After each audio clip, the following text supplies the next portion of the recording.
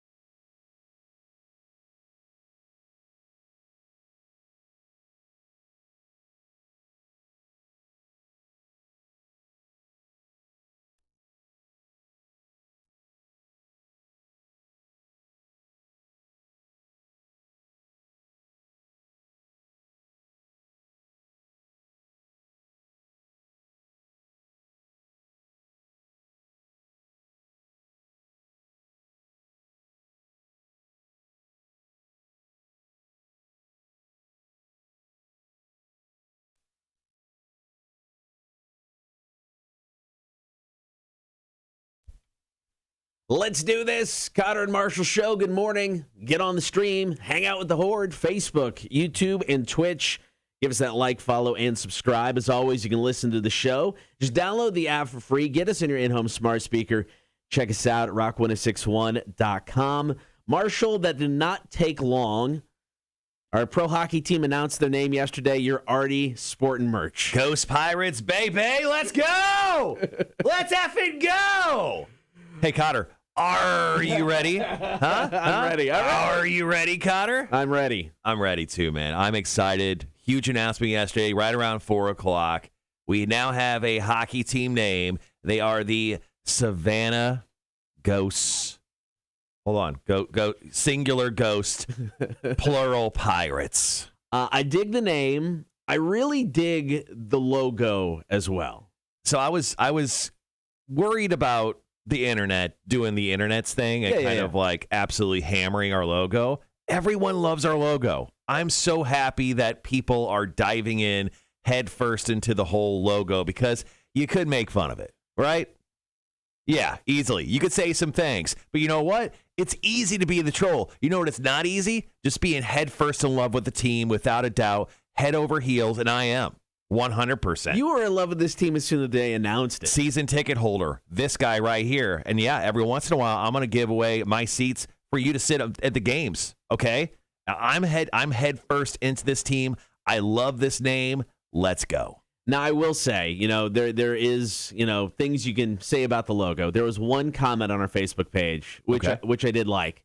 Best response to the logo I've seen is, mascot looks like my kids about to fight birth control. I'm like, all right, let's go. Yeah, I like that. That's funny. But no, logo's great, and the team name is great. I think they're going to have a lot of fun with it. It gives them a lot of options.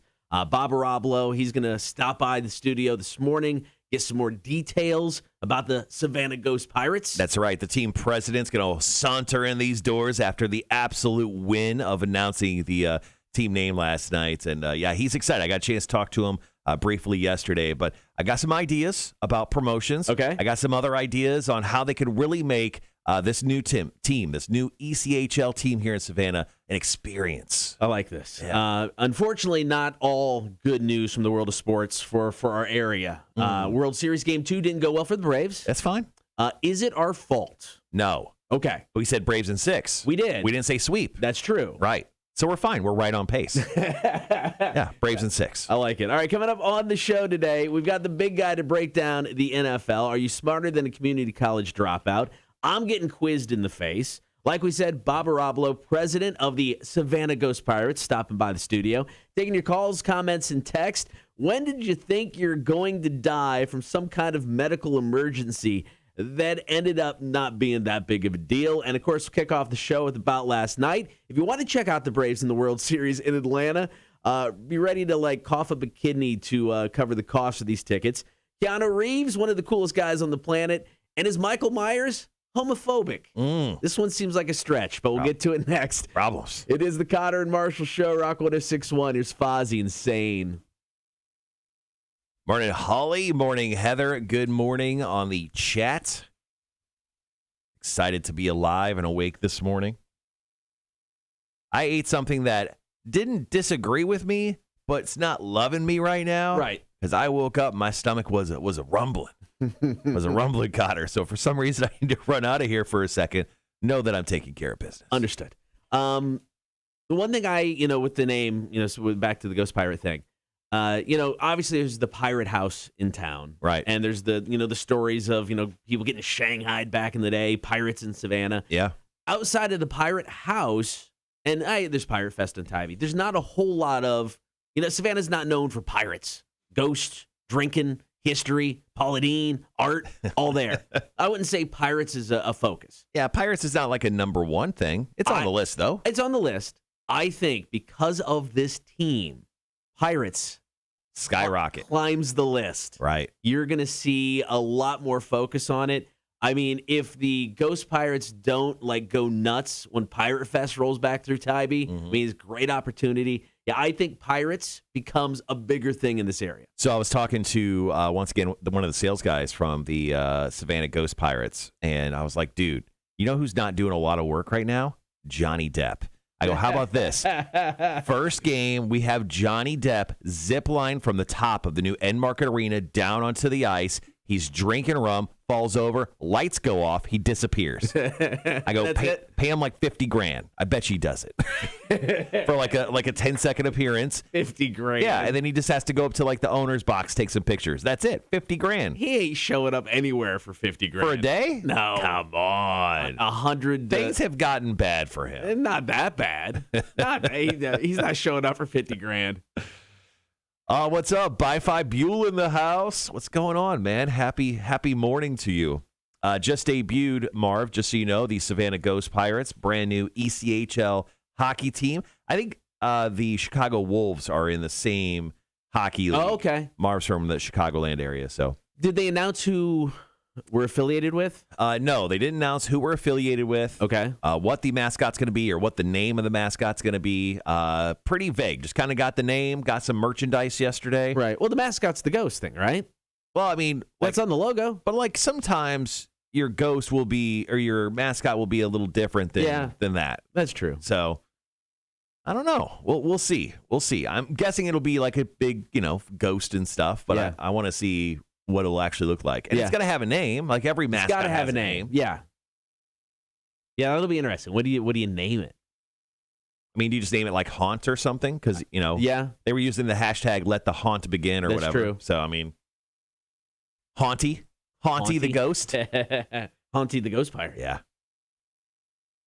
But Yeah, I'm excited for hockey to kickstart here next October. Dude, idea. Shanghai section. So if you're in bad seats, they Shanghai you to good seats. Okay, I like that. Yeah. All right, guys. 20 seconds. Be right back.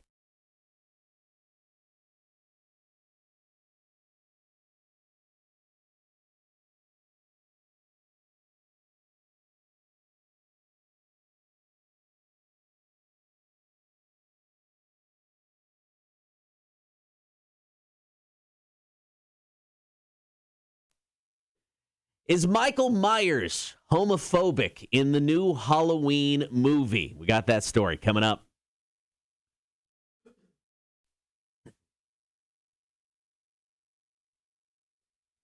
Story number one about last night. I will say, spoiler alert, are going to talk about the brand new Halloween movie, Halloween Kills, if you haven't seen it yet. So spoiler alert.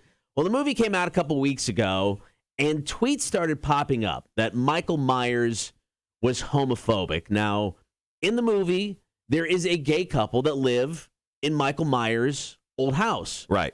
And Michael Myers does what Michael Myers has done for decades. He kills them brutally. Yeah. And people are saying that Michael Myers could possibly be homophobic due to this murdering. But I always felt like Michael Myers is like any good business. He's an equal opportunity employer and deployer of life. And he's great at murdering people. Yeah, I mean, there are a bunch of tweets came out, and it's hard to tell whether all of them are being serious or they were just joking about the whole thing. Some of them were just saw Halloween Kills. Can't believe Michael Myers is homophobic. Another one was Halloween Kills is good, but why did Michael have to kill the one gay couple? Michael Myers is homophobic. Michael Myers, and once again, spoiler alert, Michael Myers killed like everyone in Halloween Kills outside of his sister because he, for some reason, is always trying to kill her but can't. Can't get the job done. Can't get his hands on her. But this is the most ridiculous thing ever. Now, after he kills them, I guess he like places their bodies next to each other. Yeah, he kind of like throws one on top of the other. He's like mimicking a photo, I guess, or something in the house. So this is the best tweet. I think this kind of sums it up. Michael Myers supports their relationship. He just doesn't support them being alive, which makes sense. I absolutely feel like that is 100% correct. Michael Myers doesn't care if you're gay or trans, black, old, Asian. He is willing to kill you as long as you come within knife's reach. It's his thing. Yeah. I mean, you buy Michael Myers' house, you got to assume chances are you're going to die. Now, we shouldn't have this debate at all, honestly, because we know he will kill anyone. Now, what we need to talk about is Michael Myers the GOAT of killing people with knives? Because he has, name someone better that's killing someone with a singular knife. The only other one I can think of is Jason with the machete. But is that a knife? That's a knife. It's a version of a knife. Right? That's a gigantic knife. It's a blade. Michael Myers is only dealing with like a 8-inch blade. Michael Myers has like a giant 2-foot machete. I'm just saying. He is the Tom Brady of killing people with a knife. He's the GOAT of killing people with a knife. I think we can bestow that upon him. Glad we can confirm that before Halloween. All right, coming up next, story number 2, Keanu Reeves. He's just a cool guy. We got info coming up. It's the Kotter and Marshall Show, Rock 106.1. Morning, Tony. How are you?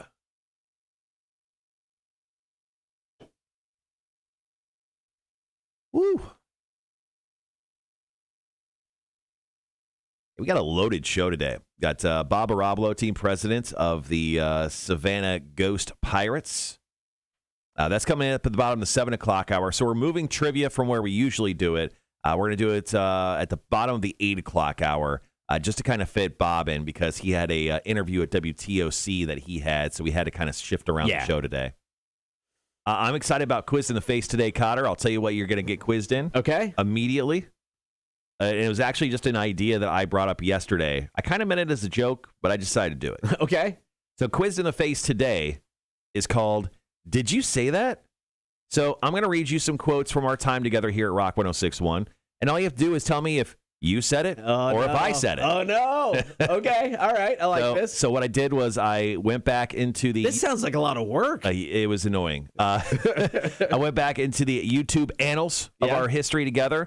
Some of these quotes could be from of our very first Torture Tuesdays we ever did together. Oh. Or they could be as early as yesterday's show. I won't remember any of them. Exactly. So okay, I like it. they're pretty funny. So what I'm going to do is, once again, for Quiz in the Face, I'm going to read you a quote. Okay. I think they're pretty great. Okay. And here's the thing. I just literally would like go in the middle of a video and just listen for like a good, 2 or 3 minutes. I'm right. like, and yeah, it's easy to take pretty much anything we say out of context. Oh God, yes. So that's what we're doing today. I like it. That's good. So we'll do that at the top of the 8 o'clock hour. Tony says, did you see we carved pumpkins last night? No, I did not. Are they like out front or like in your front window or something? Andrew says, I keep wanting to see Savannah Ghost Peppers. Oh, sorry. Savannah Ghost Pirates. So how you went to the reception afterwards at Ghost Coast? Yes. How was it? Was it crazy? It was initially pure Savannah at its best, right? So I showed up an hour late. I walk in, and well, first and foremost, the press conference, which was supposed to start at 4, didn't start till 4:30. Classic That's Savannah late. And then the press conference probably lasted for like 10, 15 minutes. Yeah. I was driving down to the venue because I got there at 4:30 because I'm like, I don't need to be at the press conference really. So anyway, I got there right at 4:30, right when it was supposed to end. I walk in like right at the end of the press conference, and in pure Savannah fashion, like half the room left, and then it was just us alcoholics hanging out, professionals, yes. Professionals. But yeah, no, it was very cool. I got a chance to meet some of the ownership group of the Savannah Ghost Pirates. One of the members of the ownership group, Miles Jack. He is the linebacker of the Jacksonville Jaguars. Oh, nice. His mom is part of the ownership group. Oh, that's cool. Yeah, so she's part of the ownership group, and some other folks that I met that own some major businesses in the Jacksonville area are also parts of the ownership group as well. So are they excited? I mean, excited about the opportunity? They're very excited. They love Savannah. They come visit obviously a lot, but they're excited about putting a team here in Savannah. But yeah, it was good. I ran into our old friend Lauren Wolverton over at Connect Savannah. She has her podcast. I have been informed that we are invited to the podcast. Until I'm in front of a mic, not listening. Standing by it. So just so you know, the week of the 8th through the 12th, they would like to have us on. Okay. I don't know the date yet. I will listen the day after we do the show. There you go. But yeah, the party was cool. I slugged some drinks. I hung out for like 2 hours or so. I bought this shirt and I bounced. It's a good shirt. I like it. Yeah, I mean, I this is just like one of those like t-shirt hoodie type of shirts. So yeah, I picked this up. This is nice. David, are the two of you splitting up? Where are you going, Kotter? Yeah, I guess technically we are. We're breaking up. I'll let you answer this question. You're the one doing it. And trust me, I had to talk a lot yesterday about you. Why? Because everyone wanted to know. Oh. I had to tell the story 100 times. But go ahead. Damn it, I love telling the story. You tell the story. I'll keep it short. Yes, David, I'm moving to Austin, Texas at the end of November. Last show will be the 24th, a Wednesday. So we'll be doing the show up until then. So thankfully, DBC and everybody, A-Dub and everybody here, very cool about it. Understood my love of Austin, Texas, and understood it was an opportunity I couldn't pass up on. So they've been awesome. So yeah, that's the deal. That's right. It's Cotter's fault. Yeah, so there was a job posting went up for my gig here, so I started getting some emails. And then somebody reached out to me from one of the industry country radio air check. You know, we got Bob 1069. And she's like, hey, I got this about this job posting. You know, that's you. Everything good? I was like, yeah, you know, I'm heading. I got a new opportunity. I can tell more info real soon. And then the next thing I know, she posted it was the link to the job, but it was about me leaving. Oh. I was like, all right, cool. And then I got more emails. So, nice. Yeah. Marshall, did you pull a Farva at the presser yesterday? Open bar, dude. Not open bar, sadly. Mm-hmm. Had to pay. It was $8 a drink. Yeah. Night. So that's why I had two over 2 hours. What'd you have? They had some just hockey-inspired cocktails. One was like the Savannah High Stick, which is like a rum drink, and then there was a whiskey-based drink called like the Savannah Pirate Punch or something. Okay. So they're good. Nice. They taste like liquor. They tasted like good times. Dave says, the Marshall and Mac show. To answer that question, don't know what we're doing with the morning show yet. The idea is to continue it in some form or fashion. I don't know what that fashion is or what form that is. So as of right now, I don't know. To be determined. To be determined. The higher-ups have said, we like what you guys are doing. Continue doing it, hopefully, with someone else. Yes. And I said, okay, let's find that someone else. Charles, liar, you were drinking seltzers. Earlier in the day. I mean, I was confirmed. Guaranteed. Cherry cordial, maybe. Yeah. Kia's pumpkin, apparently, going back to what Tony was saying about pumpkin carving last night, she said her daughter's pumpkin could hang with Marshall's. She said, but they are, but Kia took hers. And she free-handed hers. Okay, I get it. She's talented. Jesus Christ, Mom. Yeah, those are good. She shot a picture, shot the link. They're asking me to log in. I want to log in.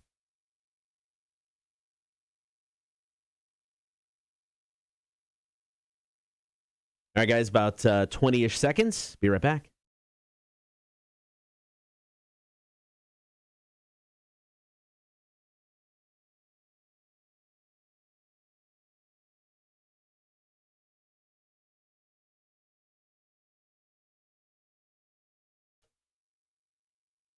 Is Keanu Reeves looking to overthrow Dave Grohl as the coolest guy on the planet? Maybe.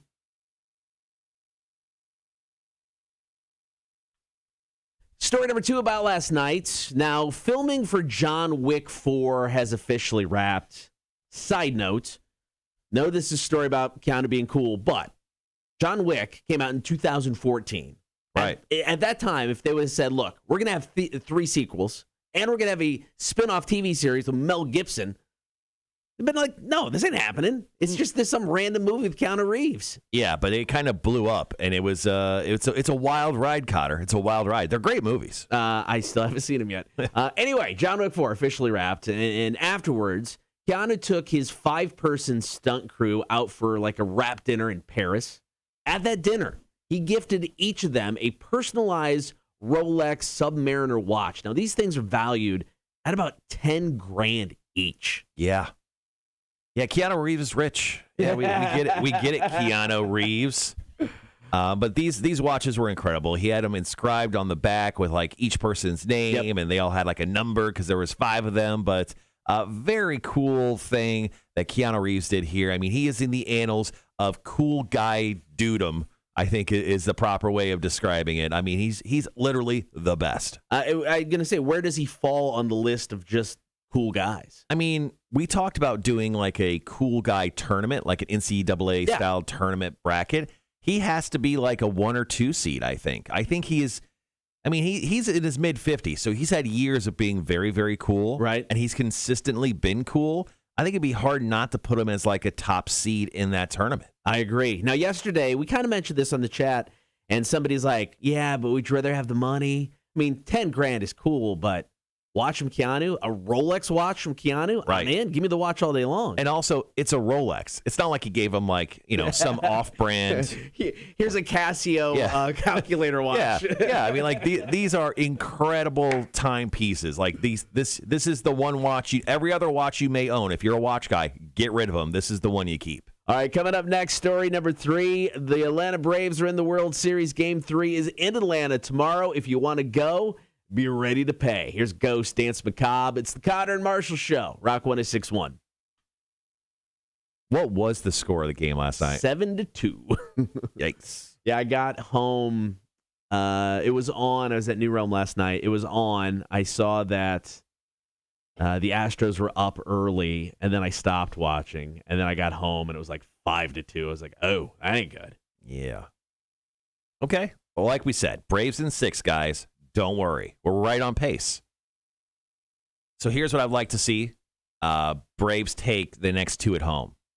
Yeah. And that way we're up 3-1, and then we can just kind of coast at that point. I mean, so there's 3 games in Atlanta, then 2 back in Houston. I think they'll take 2 out of 3 in Atlanta. I hope so. And then they just got to get the 1 in Houston. Split in Houston. Yeah. Not even split, just 1 in Houston. Like we said, Braves in 6. Yeah.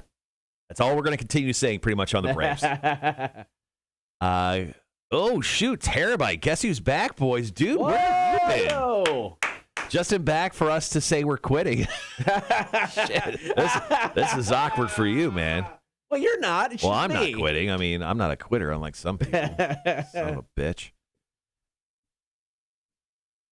But anyway, welcome back. The ghost from the Kotter and Marshall Pass. Back in our faces. All right, guys, we got, I don't know. We got about 5-ish minutes. Yeah, we're going to play 2 songs here.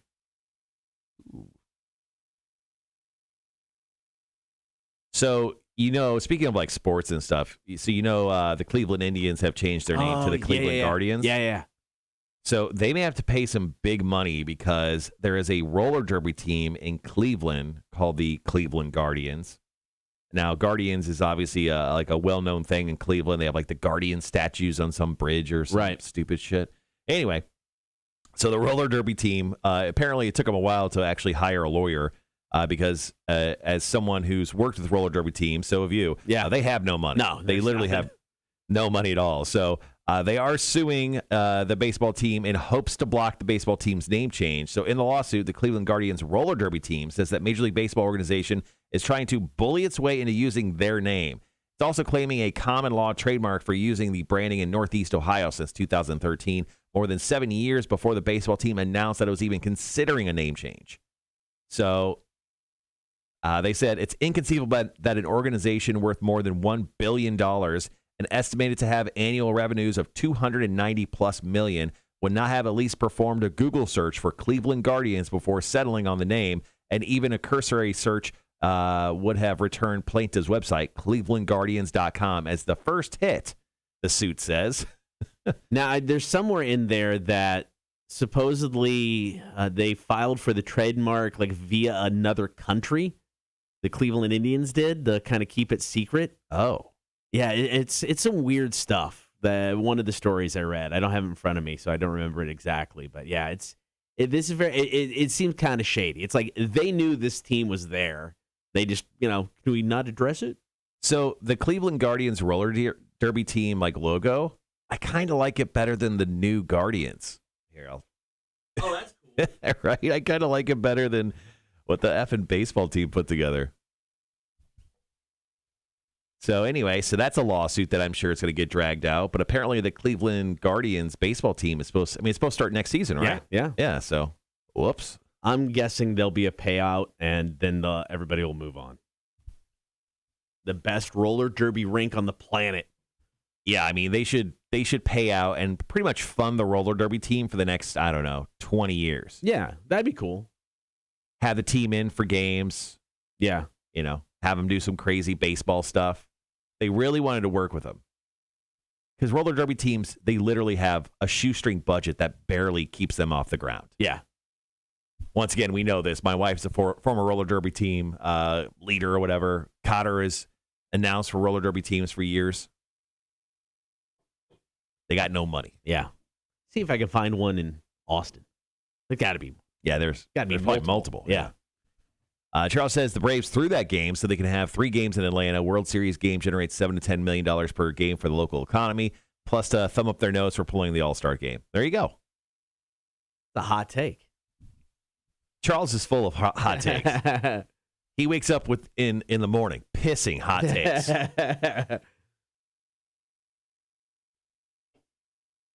Being that hot takes come out of your mouth, did I just say that Charles drinks his own piss? Maybe. It's throwing out thought. Maybe. Throwing out a little thought. All right, we got about a minute and a half. Story number 3. We will talk Atlanta Braves. We'll talk all the money they're looking to snag. Oh, I forgot. They're giving away free magnets of the Savannah Ghost Pirates. Oh, okay. I have one in my bag. I was going to bring it in and show it off. Cool. So everyone can really breathe in that logo just in case they haven't seen it. If you haven't, it's posted to the Rock page. Might be on the Kotter and Marshall Show page, too. It's definitely on the Rock page.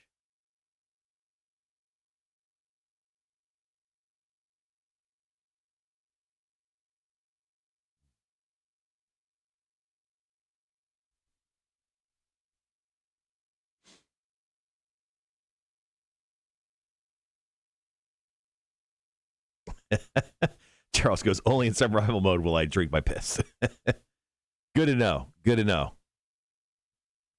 There is a Texas roller derby team based in Austin. Thank you, Tony.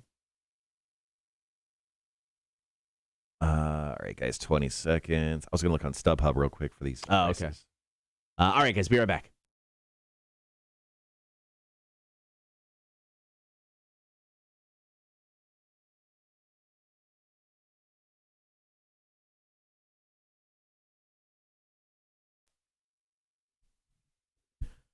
Want to watch a World Series game in Atlanta?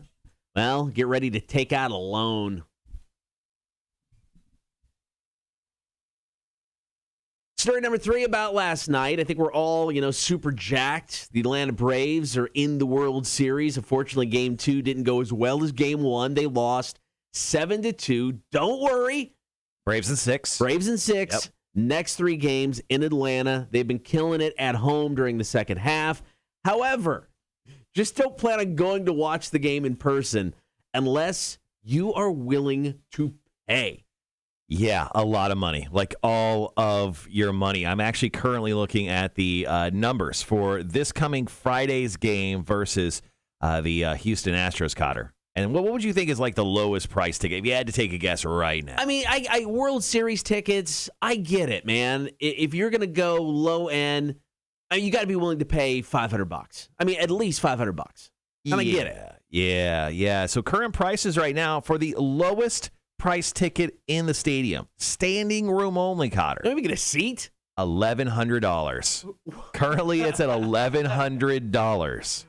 Do you get a discount if you're stuck behind like a pole or something? I mean, what is standing room only? Is it that like out in the concourse where you can't even see the field? Yeah, so I don't know exactly where it is inside the stadium. It's just showing me that standing room only is along the third base line, which obviously would be incredible seats because you'd be on the field. But it just says $1,100 for standing room only. Now, there is one ticket in the grandstand. Once again, only one available ticket in the grandstand. Still $1,100. That's for a seat. Yeah, that's for a seat. It looks, that's seat 439. One guy by himself. Now, there are other more expensive seats, unless these have sold out. There was like the SunTrust Club seats over $12,000. $12,000. There's some crazy rich people in Atlanta that will pay for that. I'm sure there is, and that's not even the cheapest. The chairman's seat 25, over $27,000. What do you get for that? A seat. That's it. But it's like behind home play, right? It's like behind home play. And I think you get your own like waitress, right? At least someone will like come around and serve you or something. Get free beer? I doubt it.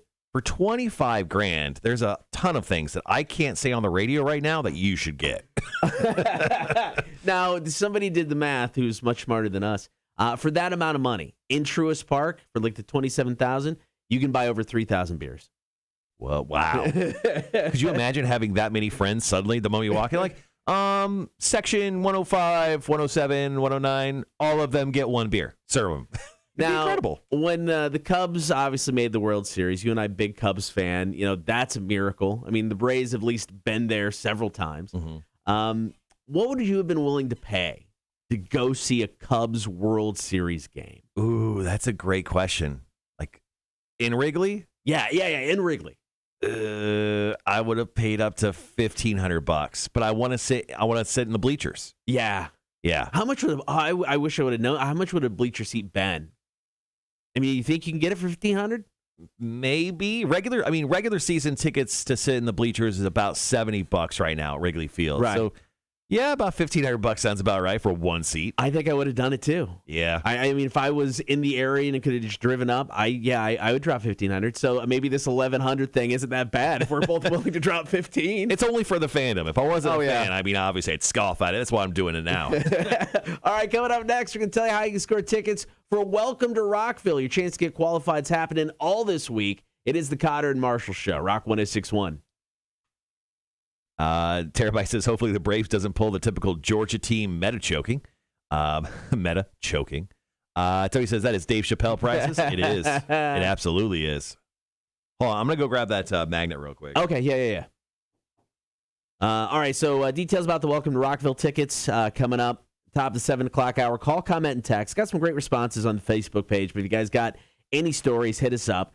When did you think you were dying from some kind of medical emergency that ended up being nothing at all or not a big deal? Or maybe it just was a medical emergency. We'll take those stories as well. Bob Ohrablo, president of the now Savannah Ghost Pirates, will be in studio to talk about the hockey team. I'm going to get quizzed in the face. We got Are You Smarter Than a Community College Dropout? It's going to happen at the end of the 8 o'clock hour today so we can make room for Bob. And then, of course, the big guy, hopefully after 9, he did not respond to my text. Oh, no. So that's never a good sign, but we'll see. Hopefully the big guy's in.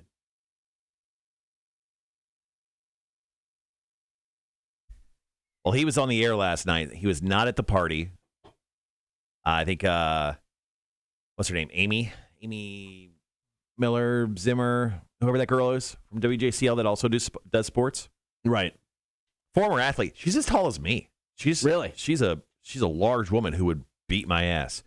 But she was there. Big Guy wasn't at the festivities. I think it hurt his soul probably a little bit because I think Big Guy loves that stuff. Yeah, I know. I'm shocked. Okay, so yesterday obviously we announced the new ECHL team. Here is the logo for the team here, and here I'll just go solo so you can get it. Come on, cameras. Boom. So Savannah Ghost Pirates and little condom right here. Here, let's get it out of its condom.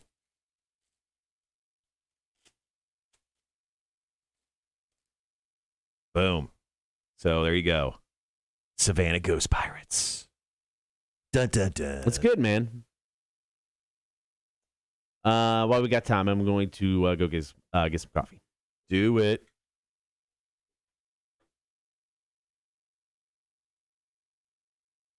If the big guy goes, y'all, call me. I'll give you some hot takes. Yeah, you will. Yeah, man. I'm excited for obviously the Savannah Ghost Pirates starting next October. That was the only thing free I got at the party last night. Free magnets for everyone.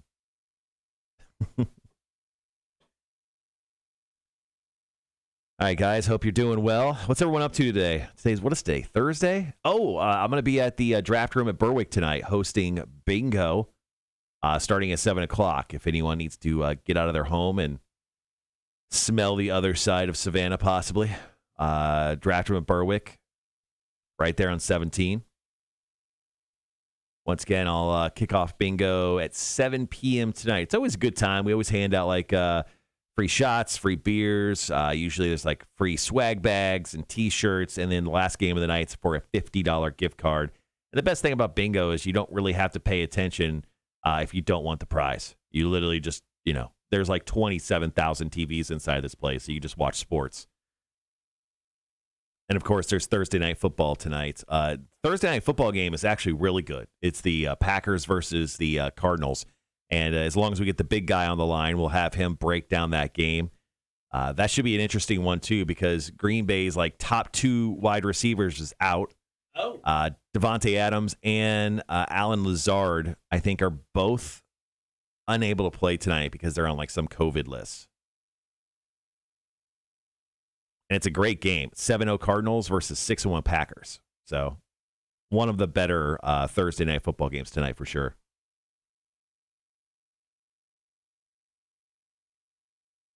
Oh, damn one. I'm sorry.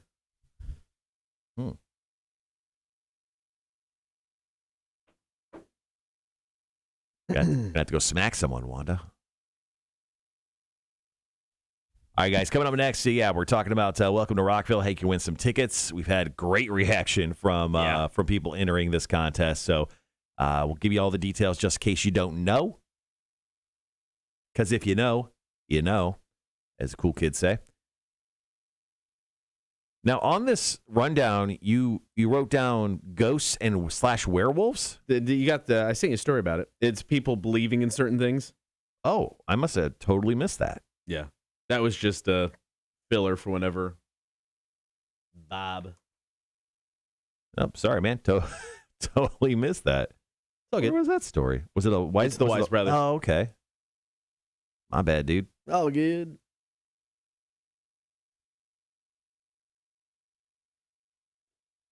Ugh. All right. What is today? Today's Thursday, man. Thursday? What do you got going on? I was just talking about what I got bingo at the draft room in Berwick tonight, 7 o'clock.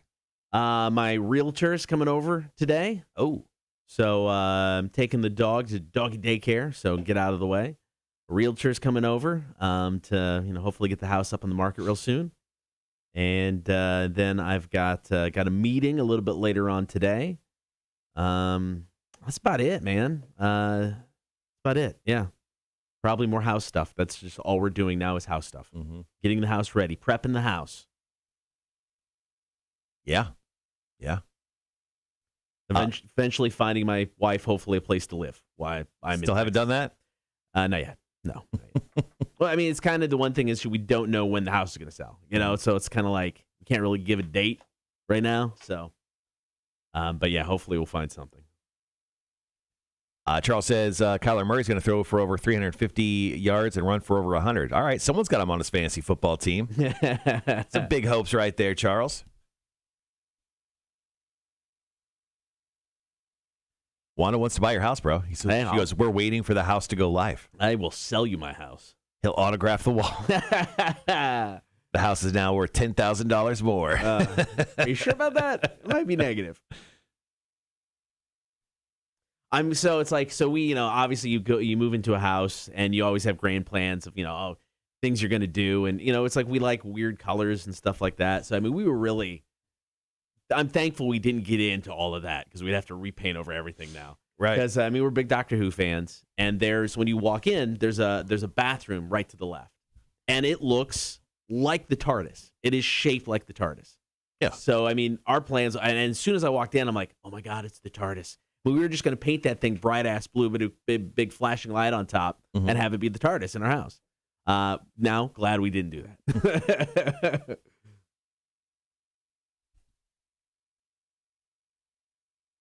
Because we did do the upstairs. The library is a deep purple. I like the library, though. I love the library. I think it's a good color. It's like a haunted mansion room is kind of what we're going for there. And it is a deep purple.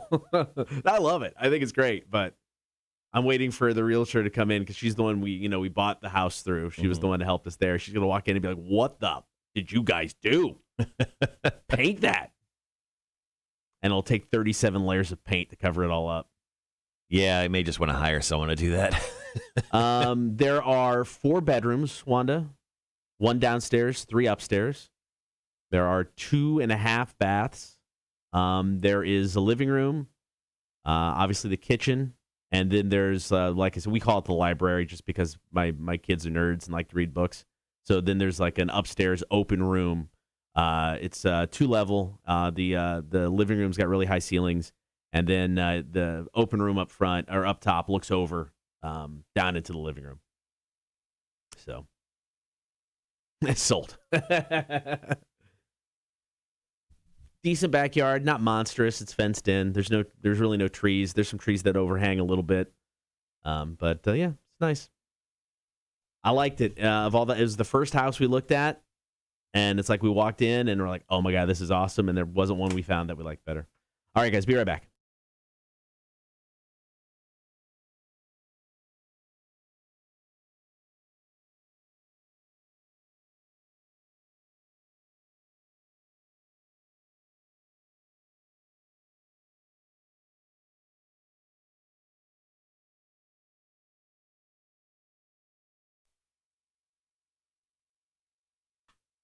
Kotter Marshall Show, Rock 106.1. The wait, the anticipation for Welcome to Rockville. I mean, it's been what? It's over 2 years. Yeah, I'm not good with time or math or numbers, but I'm pretty sure, yeah, you're right. Over 2 years since the last Welcome to Rockville. It is coming up November 11th through the 14th. This year, of course, in Daytona. Metallica's there 2 nights. Slipknot's going to be there. STP, Rob Zombie, Disturbed. Mudvayne is back. It's a great lineup, man. It's going to be a lot of fun. So if you want to win, we're going to give you an opportunity. Well, we actually started a few days ago. What have you been doing? Why haven't you been listening? So at the beginning of every single hour, you're going to hear a spooky song here on Rock 106.1. At the same time, we're going to give you a keyword just before that song plays. Text that keyword in for your opportunity to win Welcome to Rockville tickets. Now, we're going to do this all the way through the weekend, all the way through Halloween. Then next Monday, we're going to choose a bunch of winners to score themselves 4-day passes to Welcome to Rockville. If you want more details, hit up the website, rock1061.com. Coming up after 7 o'clock, call, comment, and text. When did you think you were going to die for some kind of medical emergency that ended up not being that big a deal? 800-394-1061. Got your stories after 7. Kotter and Marshall, Rock 1061. Forgot to get our answers from the good old Facebook, so I'm putting those together right now. Cool.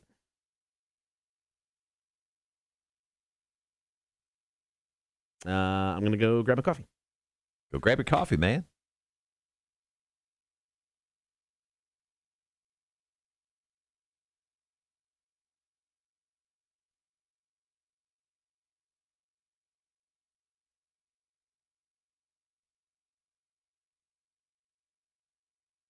Boom.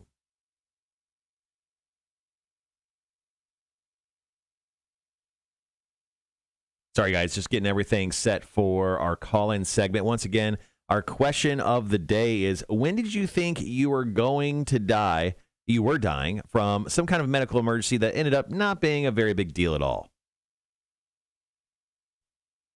Go ahead and share your responses with us. You can do that via the chat. You can also call us up with your stories. If you got a great one that you want to share with us, we'd love to hear from you. 1-800-394-1061. Wait till Kotter comes back in with his magic bean juice before you decide to call. I'm not on that side of the board where I can answer phones. Boom.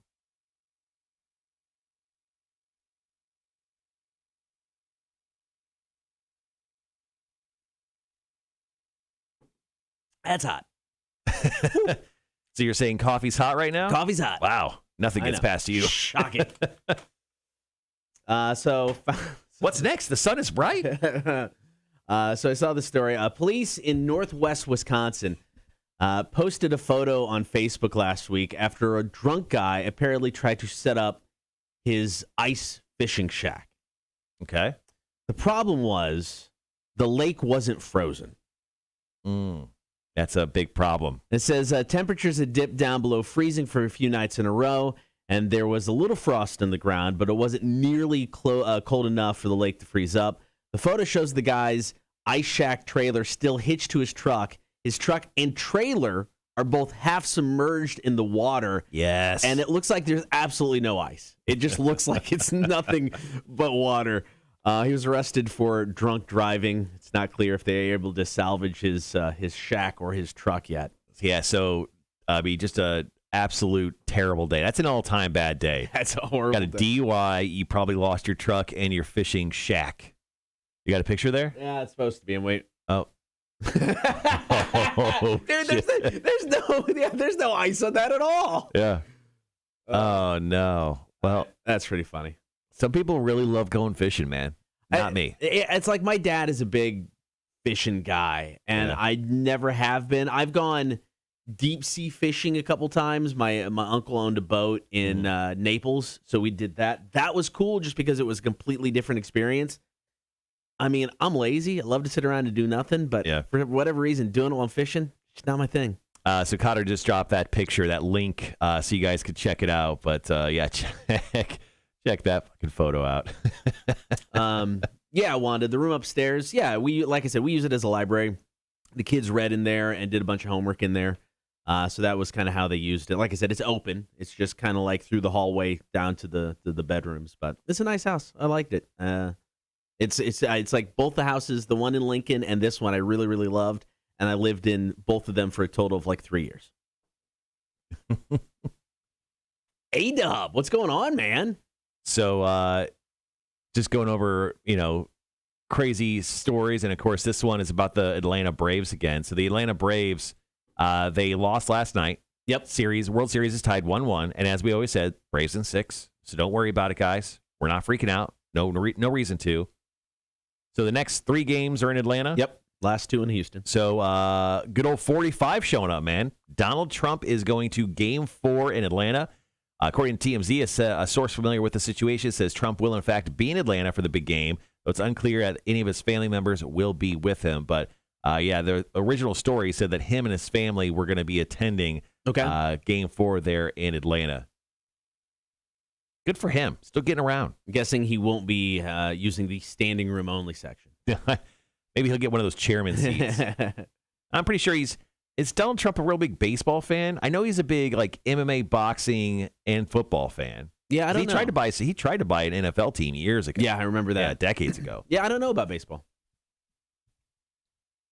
He's thrown out a first pitch, but that was like in 2006. Oh, wow. He threw out a first pitch at some game. I can't tell the jersey he's wearing. Right.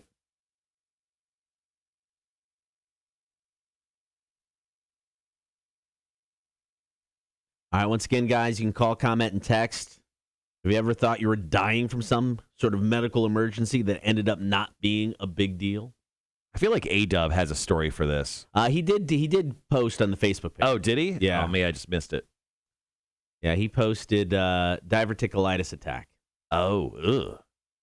Personally, I just think Aaron dies a little bit in the bathroom every day here at work. Yeah, I think a piece of his soul falls out of his ass every morning. Seriously, it smells like someone died in there when he leaves. Do you have a story for this? I was trying to think of one. Yeah, I do. Okay. Yeah, okay. I'll go with the armpit story. I'm full of dumb stories, guys. I don't know if you could tell. You got a story for this? There's the weed story. I mean, I've told it before. Oh, yeah. Yeah, so, I legit thought I was going to die. Yeah. You overdosed on marijuana. It turns out that's impossible. But it sure felt like I was dying. Right. I mean, it felt legit like, oh, shit. I mean, I almost texted my wife. It's been a great run, baby. I love you. I'm so high. I think I may float away into heaven, just like I thought. No, that wasn't a medical emergency. There's one story before I leave that I have to tell in the air. I think I've told it once in the afternoons. We just never had a topic for it. Well, just tell me what the topic is, and I'll ask the question. Just email me. Don't tell anyone. Okay. Because I mean, it was the most I'm about to S my pants moment ever in my life. I think you know the story. Probably. It is seriously, I'm going to crap my pants and then I'm going to die. Yeah, generally any story that you've almost pooped yourself, I've probably heard. I was probably there. No. This was back in high school. Oh. Well, I was probably pooping my pants while you were doing that. You son of a bitch. Just saying. I almost thought I was going to poop myself this morning, man. I don't know. My stomach's a little testy right now. Okay. I got up this morning. She started rumbling. It was one of those things where, like, I slept through the entire night, and I woke up like 3 minutes before the alarm, so I wasn't even mad. Okay. 3 minutes. I was like, screw it. 3 minutes is awesome. So I grabbed my phone, I turned the alarm off, and I'm just looking at my phone on Twitter for like a second, kind of just getting ready to motivate myself, get out of bed. And when I just moved my body, because I think I slept like a rock last night, like I just slept like on one side and didn't move. Right. When I like turned, I heard my stomach go, and I was like, guess I should get up. I went to the bathroom. And the results would shock you, Kotter. I'm fine. I'm fine. They shocked me. I'm fine. They shocked me. Not being shocked. Yeah. Totally good with that. I just had some shrimp tacos last night, which I had the night before. I was going to say, which didn't bother me at all. So they didn't. No, I don't. I think I cooked the shrimp properly. Okay. Plus the shrimp was pre-cooked. So I mean, like, how can I mess that up? Well, I mean, if they didn't bother you the night before, it bothered you this go round. Yeah. So did they not get refrigerated properly? I put them right in the fridge. Yeah. Put them in a little bowl and closed it. All that shit. Oh, Marshall.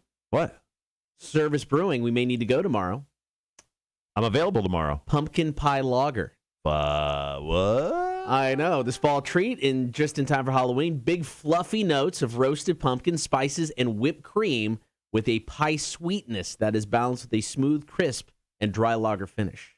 Now, just to be clear, I do have a pumpkin pie beer named after me. That's true. Or not pumpkin pie. I have a pumpkin beer named after me. Marshall's Basic Pumpkin Porter, available right now at Coastal Empire Brewing Company. It's fantastic.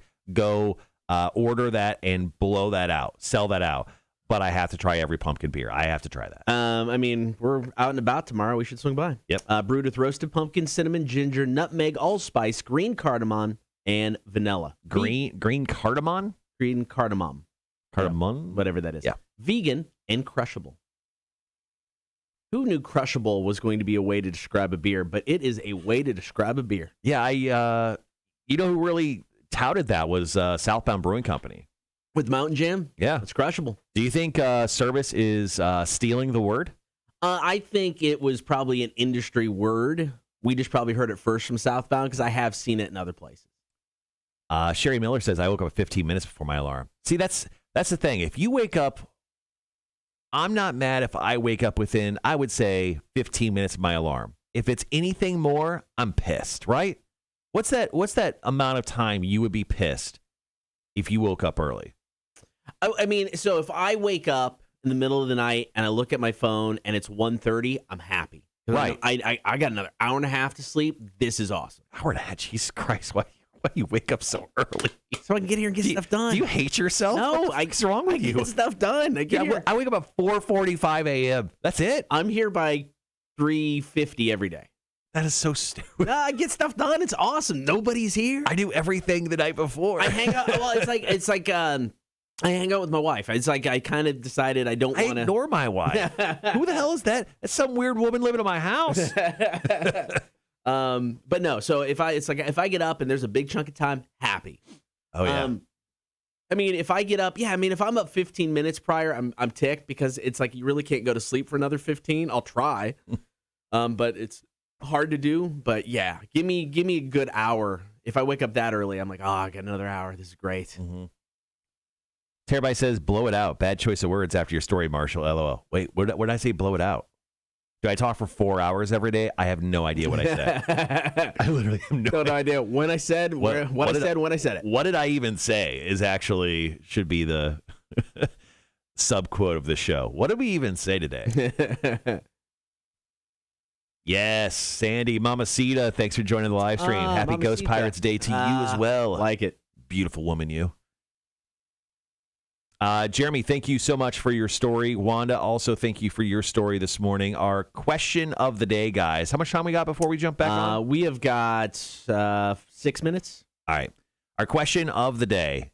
When did you think you were dying from some kind of medical emergency that ended up not being a big deal at all? So go ahead and share your stories with us in the chat. Feel free to call us up, too. We still got some time before we jump back on. If you got a great story that you want to share via the phone lines, 1-800-394-1061. You can also text us at that same number with your stories as well. I'm sure Salsa Mark has got a story for us. He always hits us up in the morning. Always got something. I got to let him know. I haven't hit him back up after I tried his salsa and it wrecked me. It's so good, but man, is it hot. Woo! And it cleaned me out. Well, I want to lose some weight, so I may need to borrow some. Just eat that. Yeah, give me a jar of that before you go. No problem.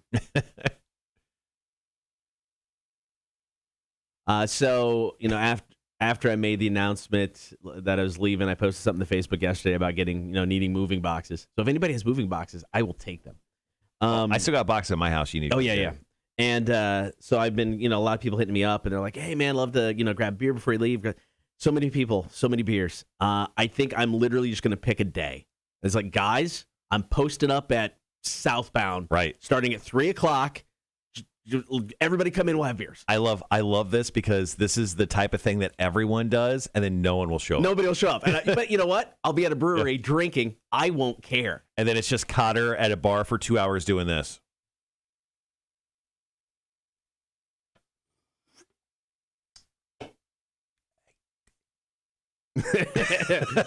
And that will be fine.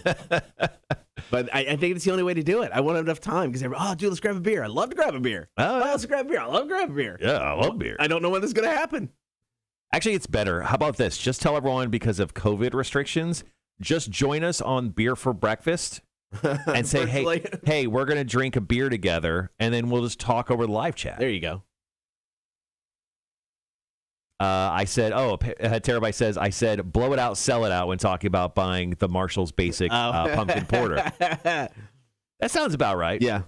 Speaking of taking stuff out of context, today's Quiz in the Face is perfect for saying dumb shit like I do all the time. I can't wait. So just in case you didn't hear, we are doing another Quiz in the Face today. Cotter, it's your turn. Yes. Today's Quiz in the Face is called, Did You Say That? So I'm going to read you some quotes from our time together here at Rock 106.1. It could be from 7 years ago. Right. It could be from yesterday. And wink, wink, one's probably from yesterday. So I'm going to tell you some quotes from that we have said. One of us has said from the show, and all you have to do is tell me whether you said it or I said it. Okay. I like this. This is fun. And then I actually have the clips of the show. Yeah. So we'll play back the actual clip from whatever we said. I'm really curious. So I uploaded the audio. I didn't listen to anything because I had no idea. So I didn't listen to anything. Mm-hmm. But you can you open it up into our program called Adobe, and you can see the WAV file. Yeah. So there was one of them where it's like, not knowing what it is, but now knowing what they are. I'm like, how is that even something we said? It just kind of looked like somebody went, oh. So I'm really interested to hear these quotes now to see what this is. Well, if it means anything, the first quote that I'm going to give you starts out with what I transcribed as moaning. Me. Cotter, I think you'll be surprised. But we'll do Quiz in the Face here, top the 8 o'clock hour. Here in about half an hour, too, we have Bob Ohrablo, team president of your brand new Savannah Ghost Pirates, plural, Pirates with an S. He's going to be in studio. We have a bunch of questions to get with him. I got to talk about the mascot. I have some ideas for promotions that he can do. He promised me PBR. If you remember, Cotter, he promised me PBR in the new End Market Arena. That's true. Got to ask him if he's going to fulfill that. So there's lots of stuff to go over with the new team. Yeah. I don't think it will, but there's still a year to go. Yeah. It's Savannah. We're going to lose focus? No. Lose focus for a little bit, ramp it back up, when it gets closer? Exactly. Well, just because of the name of the team, it made a lot of sense for them to do this right around Halloween. Agreed. Yeah, now he's going to do the media tour circuit for the next couple days, and then it's going to be kind of diving down. They'll probably do a little push around Christmas to try to sell some more season tickets, which they've already sold almost 2,000 season tickets. Wow. Yeah. That's awesome. So people are excited for a product they've never seen, for a sport that's never really been played here except once a year here in Savannah. Mm-hmm. And that once a year, it's sold out. Yeah, oh yeah. Talk about the End Market Savannah Hockey Classic. Yeah, it's the biggest deal. So, I think Savannah's going to be a great hockey town. A great hockey town, and they're really great about being out in the community. They've teamed up. Did you know there is a Street Rules Hockey League here in Savannah? They play at Lake Mayer. I had no idea. I got a chance to meet one of the teams last night, the Ghost Coast Goons. Oh, I like it. They're currently undefeated, and I may be inviting them onto the show. Okay. So we are big time hockey guys now. With a name like the Goons, they roughing some people up. I think they're slapping some people around. Okay, good. Yeah. But they're in like a 10-plus team league. All the teams are here in Savannah, I think. Really? Yeah.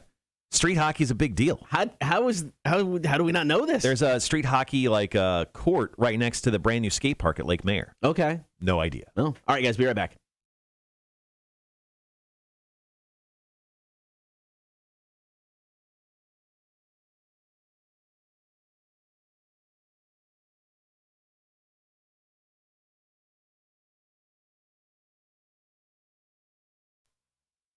What?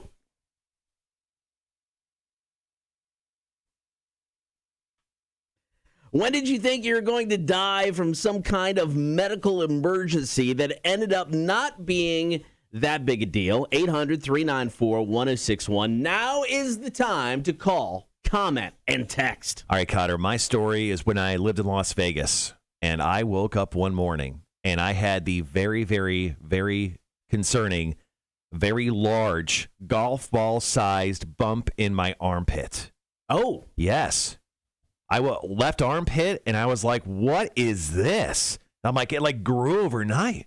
So obviously, I'm probably, I'm like mid-20s. Oh. So yeah. That's scary. I'm like, well, I'm dead. This is cancer. I'm dead. So I go down to the lady who handled like medical insurance in our company, and I'm like, I'm pretty sure I'm going to die. And she's like, you need to go see a doctor. Why are you talking to me? And I'm like, good point. I'm an idiot. Which doctor do I go see? And she's like, go online. There's 1,000 doctors under your portal thing at work. I'm like, cool. So I go to the doctor, and he's like poking it and stuff. And I'm like, am I going to die, doc? And he goes, it's not looking good. No, that was his response? It's not looking good. What? Like, what? Okay. And he's like, we're going to give you a chest exam, like a chest CT. Yeah. So we did. And he's like, oh, yeah, it's clean. And he's like, what kind of deodorant do you use? I'm like, whatever deodorant is like the cheapest. And he goes, does it have aluminum in it? And I'm like, I don't know. Yeah. He goes, go home and check and then come back here. I was like, okay. So I went home. I grabbed my deodorant. I brought it back. And it turns out like I had because they put aluminum in deodorant to block your pore ducts from sweating. Okay. Apparently, I just had a very large blockage in my armpit. And once again, I'm thinking I'm going to die this entire time. Like I'm sweating profusely. Tears are running down my face. I 100% think I'm going to die. Sorry, this isn't the funniest story. So I get back to the doctor, and he's like, oh, yeah, you just probably had like a little blockage. Like, here's a pill. He's like, it'll go away in 3 days. It totally did. So now I have to be the guy that buys like the natural non-aluminum deodorant and is the worst. And I have to like apply it like 7 times a day. And you have to rub it on like for 30 minutes before it even has a thick enough layer to block any sort of BO that is coming from my body. Can we go back to this doctor's horrible bedside manner? Yeah. And it doesn't look good. Yeah. How is that the first thing you say in any situation? He was ancient. He was ancient. Like, he created medicine. And he looked like the Crypt Keeper. And, like, seriously, dead eye, like, straight in my eyes, like, it's not looking good. Oh, my God. Yeah. It still blows my mind. And then, of course, I've always been kind of chubby. If you've ever met me, I'm not the slenderest of people. Right. And he goes, let's talk about your diet. And I was like, he's like, what'd you eat today? I'm like, Taco Bell. And he's like, here's 1,000 foods you don't eat. And like one of the bullet points is like Taco Bell. And he's like, you should eat this. And it's like fish and nuts. And I'm like, okay, doc, definitely will. I haven't done that. This is like the live person version of WebMD. No matter what you got, you're going to die. 100%. Yeah, like, seriously though, like he was ancient. Like he looked like he created medical everything. Everything. All right, call, comment, and text. When did you think you're going to die from some kind of medical emergency that ended up not being that big a deal? Dave hit us up on Facebook. He said, mowing the lawn, felt short of breath, lighthead, chest hurt bad. Oh. Scary. Thought it was a heart attack. $250 visit to the ER later, I had bad gas backed up. Oh. That's all it was. Oh. How weird is it that you think you're having a heart attack? I mean, legit think you're dying, but be like, you had gas. Yeah, I just had to fart for a really long time. That's the worst. That's the worst. I mean, because I woke up this morning with a little bit of gas as well. And you know what's even worse? Speaking of this, when you wake up in the morning and you're trying to be quiet and you just let out the longest farts in the history of man. And I know my wife woke up in the middle of it. So just so you want to know how bad our wives of the morning show have it.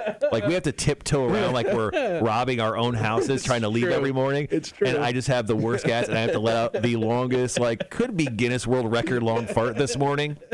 I'm just saying. Kudos to my wonderful wife, and of course, sorry to hear about your intestine problems, dude. When did you think you were dying from some kind of medical emergency that ended up not being that big a deal? Call, comment, and text now. We got more of your stories coming up after Aaron Jones. This is Supercharged. Kotter and Marshall, Rock 106.1. Sorry. It is. I mean, Kotter and I have to leave our houses like we're robbing our own house every morning, very quietly. My wife actually was awake when I got up this morning. I felt really bad. Why? Well, I mean, not like awake. She was in bed. Oh. But I'm doing the same thing you did. I didn't get my clothes out last night like I normally did because I got to bed late. Yeah. So I'm like pulling the drawer open really slow. I've got, not my flashlight on my phone, but just kind of like jacked up the brightness so I'm trying to see without putting too much light. Then I'm tiptoeing over to the bathroom, and then I just hear, I love you. I go, oh, I'm sorry. Not that you love me, that you're awake. Oh, my God. I'm kind of sorry you love me, too. Yeah. I feel really bad for you. You stopped right when you heard I love you like you're a raccoon, and they're like... Wanda said, I tried Tom's natural deodorant, and it made my armpits break out in a rash. There you go.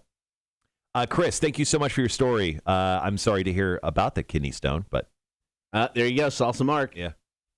Oh, you got one? Yep. All right, so... Oh, good. Salsa Mark story is good. It's not the typical... Salsa Mark story? No, it's not the typical, it was like a I'm going to die moment, but it's not like, hey, I was having chest pains, going to die moment. So that's good.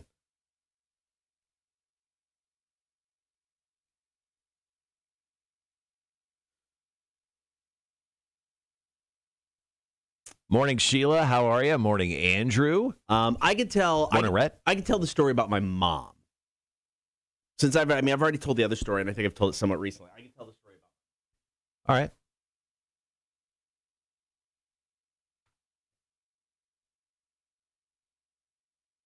Yeah, we should probably go turn the air conditioning down.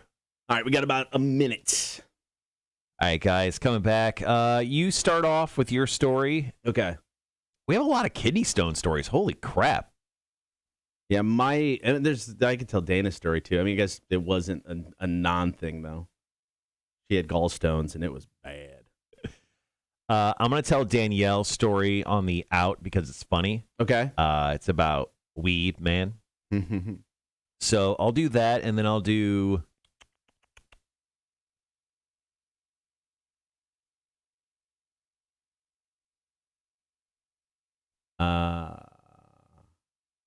All right, guys, we'll be right back.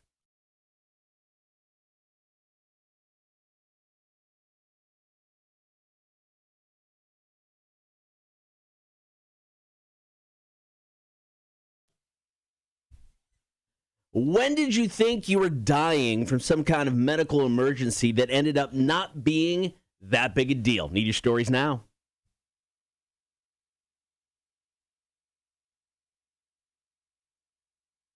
(800-394-1061). You can call and text on that number. You can also comment on the chat.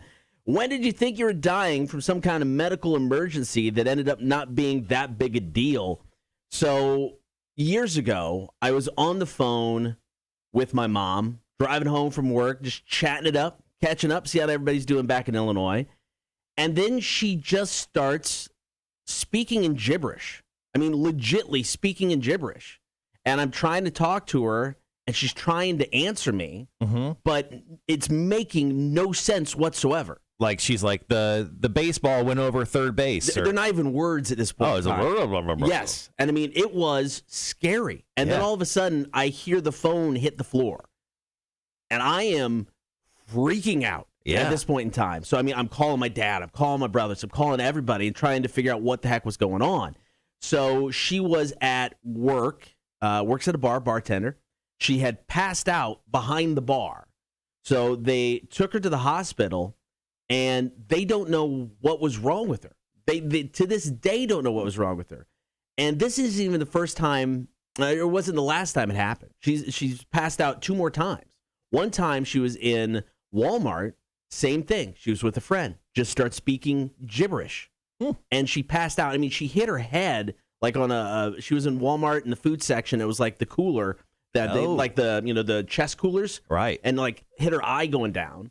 Then another time she was by herself in a car driving home, and she blacked out and she ran into a silo, a grain silo. Oh. In somebody's, I mean, it was like a farmer, and it was like kind of toward the front of his yard, and she ran right into it, and she messed up her back. I mean, she had to wear a back brace for about 5 months afterwards.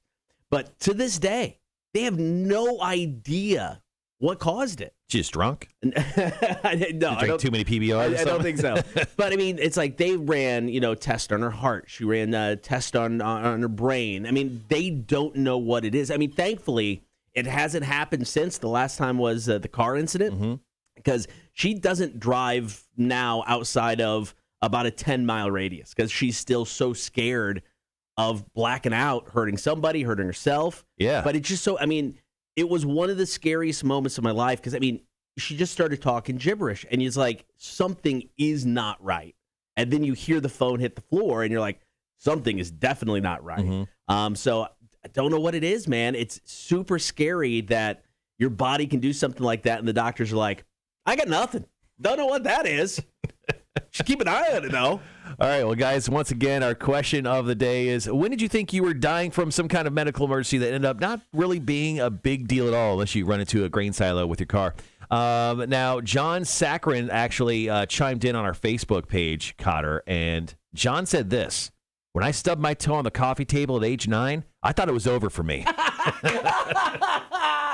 Why is it like we suddenly turn into Peter Griffin from Family Guy every time we hit our toes on something? Oh, like it's the worst. When you're going around the doorway of your house, which you've walked through 100 times. Like, let's say you're walking into your bedroom, and then for some reason, and it's always you're never wearing socks. It's always when you're absolutely barefoot in your own house, and you absolutely smack your pinky toe or your big toe because you weren't paying attention, you're going too quick, and then you stop everything. Whatever thought you had, whatever you were going into that room for, everything stops. And you just turn into Peter Griffin going, And that's just kind of what you do for like the next 30 seconds. And then you want to punch something, but there's nothing to punch in your vicinity. Like immediately you turn straight to anger. Right. I mean, why does that type of thing happen when you stub your toe? Because you're ticked. You're more mad at yourself. Than you are in pain because you hit the coffee table that's been in your living room for 5 years. Now, kind of along the same lines as that, with a 9-year-old, thinking it was the end of the world. My brother, when he was very young, woke up one morning. We shared a bedroom, and I was already up. He woke up. He had slept on his arm, and it fell asleep. Yes. And it never happened to him before. He woke up freaking out, screaming, yelling, crying. I can't feel my arm. I mean, he thought he was dying. Yes. And I'm just being the older brother. Just couldn't stop laughing. Right. It was the funniest thing I've ever seen. It's like, dude, it's just your arm. You're fine. It's going to be good. And he's like, oh, my God. I mean, it was absolutely amazing. Still love that. Oh, man. All right. So once again, our question of the day, if you have a story for us, please call us up, 1-800-394-1061. The question, when did you think you were dying from some kind of a medical emergency that ended up not being that big of a deal? Now, Danielle chimed in on our Facebook page. Danielle said, the last time I got stoned, my heart was racing so fast, I thought I was going to die. That's tough. That's tough. I've been there. And yeah, I mean, when you get so high and you're so paranoid, everything is a gigantic medical issue or problem, and you're just sitting there. And the thing is, you're paralyzed, you're frozen, and you could hear your heartbeat from like, even if your heart was in another room. Yeah. Like, why is this so loud? Do you hear that? All right, so when did you think you were going to die from some kind of medical emergency that ended up not being that big a deal? Hit us up, 800-394-1061. More of your stories next.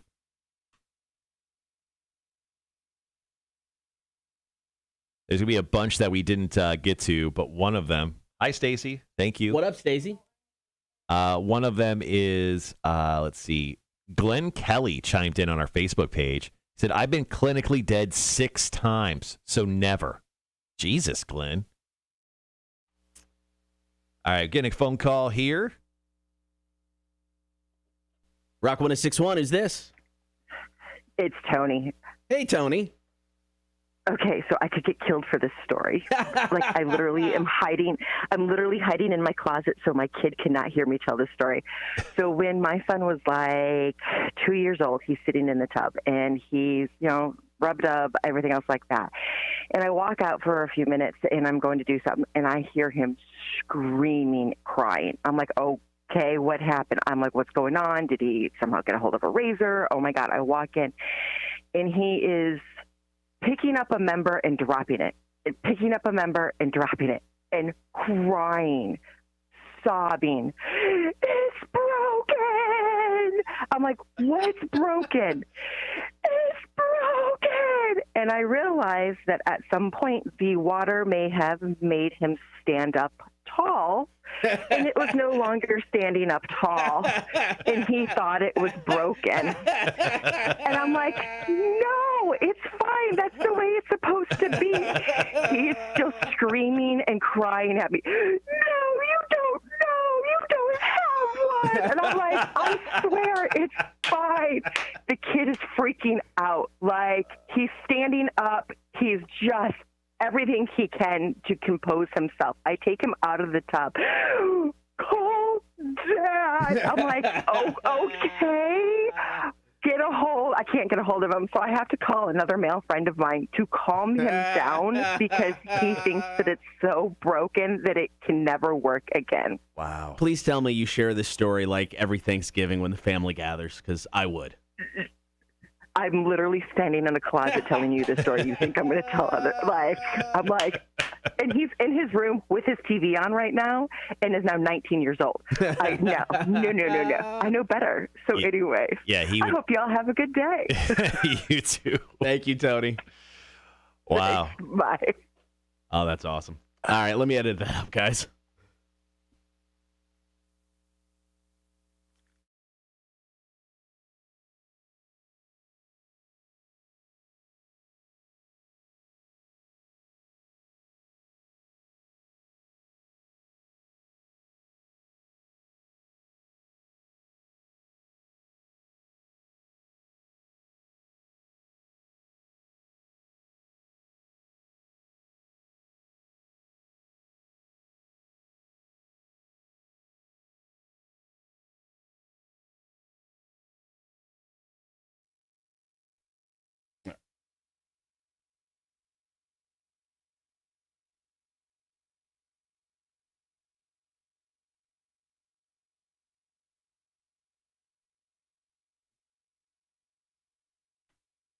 I was going to do the Brittany Brown story where she sneezed and broke a rib. Okay.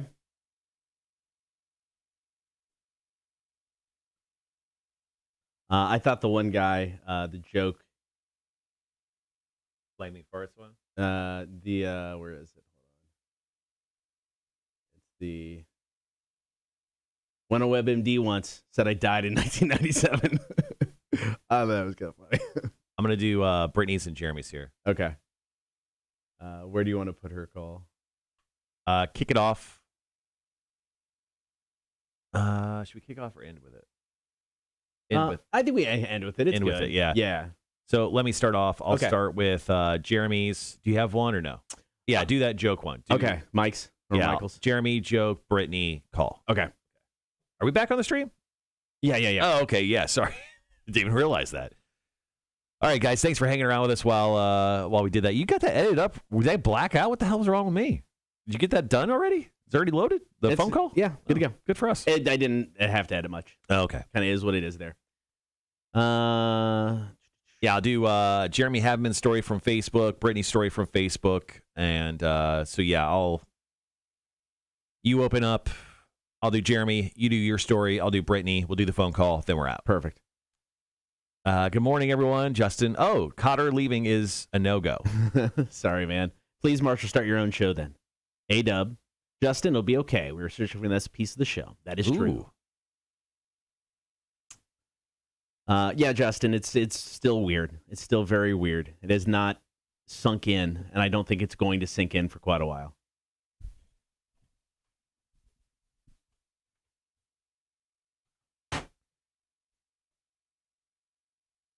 It's weird. Normally, be like, oh yeah, we'll just go right into the solicit, but I guess we don't have to do that.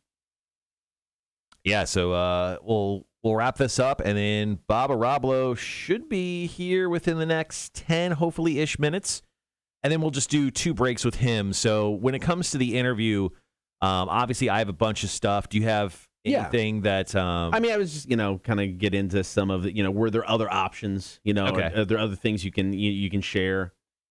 That sort of thing. Tony, that was awesome. That is a great story. You should tell your son to listen in about, 4 minutes. Is this a story about my penis again?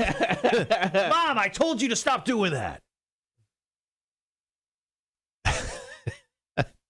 This is a good one. So Andrew said, me and some friends chugged a bottle of Tussin and smoked a lot of plants. Got lost in the woods. I couldn't find anybody. Puked my guts out all night walking lost in the forest. Thought I was dead. Too funny. All right, guys, so we're about 3 minutes away from going back on the air. One more break on our question of the day is about that medical emergency one. When did you have a medical emergency that turned up not being really big of a deal? Go ahead and share your stories with us. We've got some great ones coming up here in a bit as well. And don't worry, even after the bit ends, we'll usually keep going with that stuff as well. And then hopefully shortly afterwards, our good buddy Bob Ohrablo, the president of the brand new Savannah Ghost Pirates, will be showing up. We'll be talking to him about the team that was officially announced yesterday. The name was announced yesterday. Then in the 8 o'clock hour, we got some great stuff for you. We've got Quiz in the Face with what I'm calling Did I Say That? So it's a great quiz coming up top of the 8 o'clock hour. Then we will play trivia for some Saliva tickets at 8:30. I like it. Your old pal Chris. Hearing that Kotter is leaving nearly killed me. I've yet to determine if it's a medical issue, but it does hurt. LOL. You're killing people, Kotter, you son of a bitch. I'm so sorry.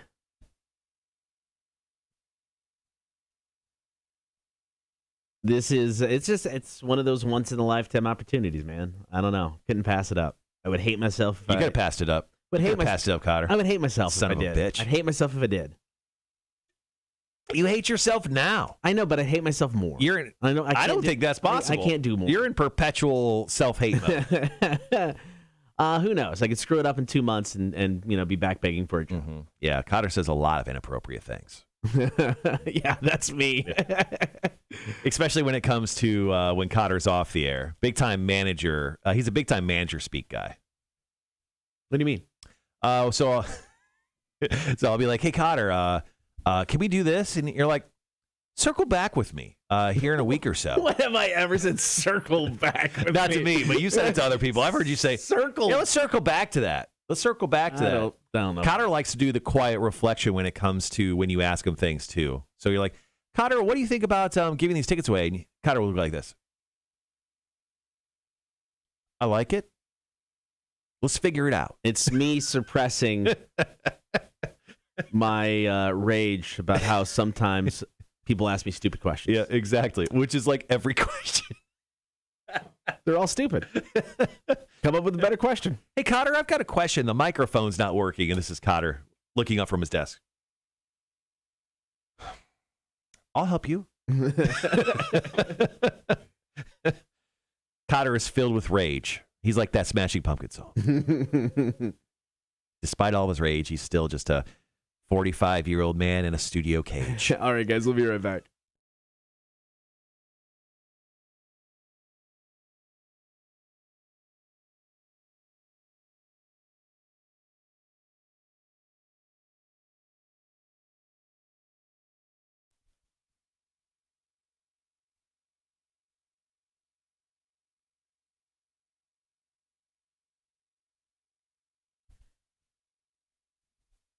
We are taking the calls, comments, and texts today, 800-394-1061.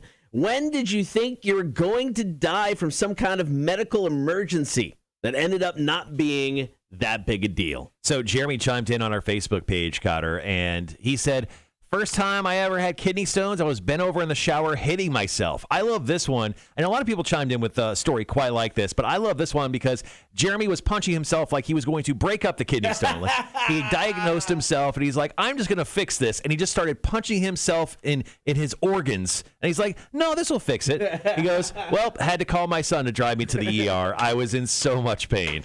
I've heard that is just some of the worst pain you can be in. Now, I don't want to tempt fate here, but I've never had heartburn and I've never had a kidney stone, and I'm almost 40. So am I doing good? Because according to all my friends, I'm living the ultimate life. I've never had a kidney stone. Mm-hmm. Heartburn, yes, and it's gotten a little worse as I've gotten older. Because I love spicy foods. How many times a year do you have heartburn? couple. I mean, it's not like an issue for me. I'm not taking like over the counter stuff every day just to battle it. My wife eats Tums every day. She eats them like they're candies. That's horrible. Yeah. Mike hit us up on Facebook. I think we can all relate to this. One on WebMD once said I died in 1997. Oh, well. I mean, it's WebMD. It's all accumulation of injuries. It's all going to lead back to cancer. Doesn't matter what it is. Going back to our Facebook page for our question of the day once again, when did you think you were dying from some kind of medical emergency that ended up not really being a big deal at all? Brittany chimed in. She goes, I sneezed and broke my rib when I was 16 years old. She goes on to say, I laid on the kitchen floor for 3 hours until my parents got home because I couldn't stand up or reach my phone. Oh, no. Do you think you could get up from if you broke a rib? I don't know. I don't know what it feels like. Yeah. I mean, I've sneezed and threw out my back before, and I know sometimes that's rough to get up. You absolutely would not be able to get up then. Yeah. Brittany is a queen to you. All right. So we've got one more call we're going to get to and wrap this whole thing up. When did you think you were dying from some kind of medical emergency that ended up not being that big a deal? Tony hit us up with an all-timer. Okay, so I could get killed for this story. Like, I literally am hiding. I'm literally hiding in my closet so my kid cannot hear me tell this story. So when my son was like 2 years old, he's sitting in the tub, and he's, rubbed up, everything else like that. And I walk out for a few minutes, and I'm going to do something, and I hear him screaming, crying. I'm like, okay, what happened? I'm like, what's going on? Did he somehow get a hold of a razor? Oh, my God. I walk in, and he is picking up a member and dropping it, and picking up a member and dropping it, and crying, sobbing, it's broken. I'm like, what's broken? It's broken. And I realized that at some point the water may have made him stand up tall, and it was no longer standing up tall, and he thought it was broken. And I'm like, no, it's fine. That's the way it's supposed to be. He's still screaming and crying at me. No, you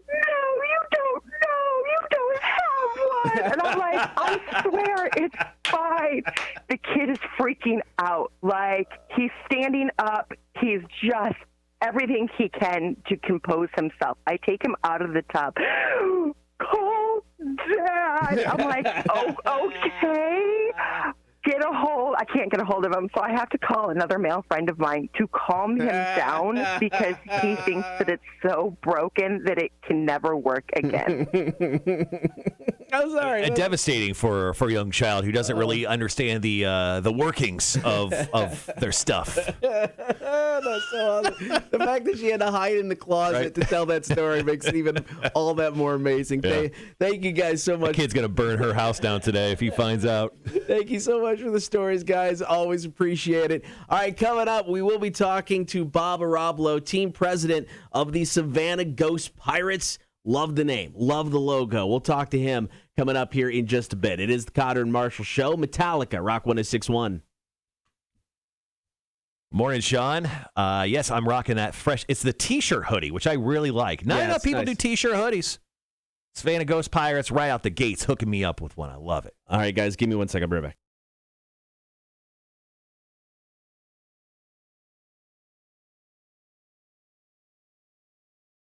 Okay, there we go.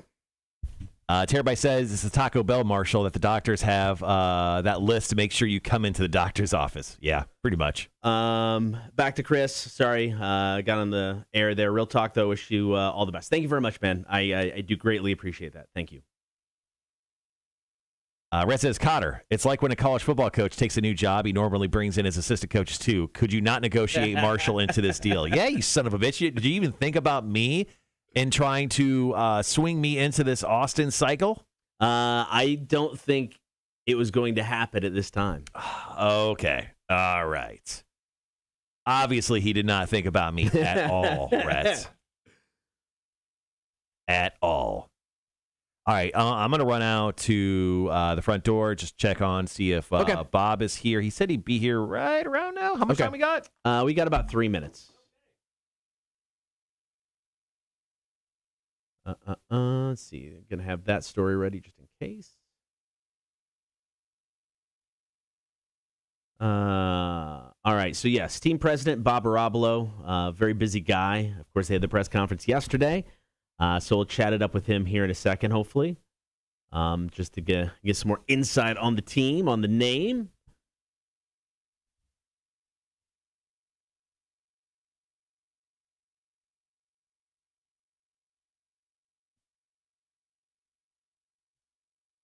Still to come today, top of the 8 o'clock hour, I'm going to get quizzed in the face. Are you smarter than a community college dropout? Had to move it toward the end of the 8 o'clock hour so we could accommodate Bob Ohrablo's schedule today, so your chance to score Saliva tickets. The big guy, hopefully stopping in around 9 to talk the NFL. Going to get fancy with Halloween candy. Tony, listen up. We've got alcohol and Halloween candy pairings, so we'll get to those.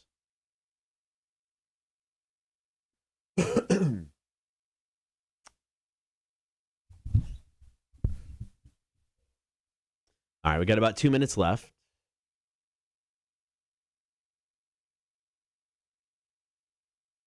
Sounds like it just stiffed Marshall. I think A-Dub would have killed me if it was both Marshall and I leaving. So, I think, and in fact, when I gave my notice to A-Dub, he legitimately said, you can't take Marshall. So that was the thing.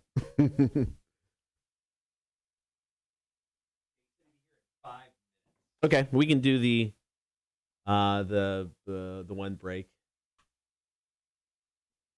Okay, the ghost werewolf stuff in this one because we got about a minute, and then we can spend plenty of time with him at the last break. So okay, cool. Yeah, it seems like we're okay on time, right? Yeah. We're all right, fine. cool.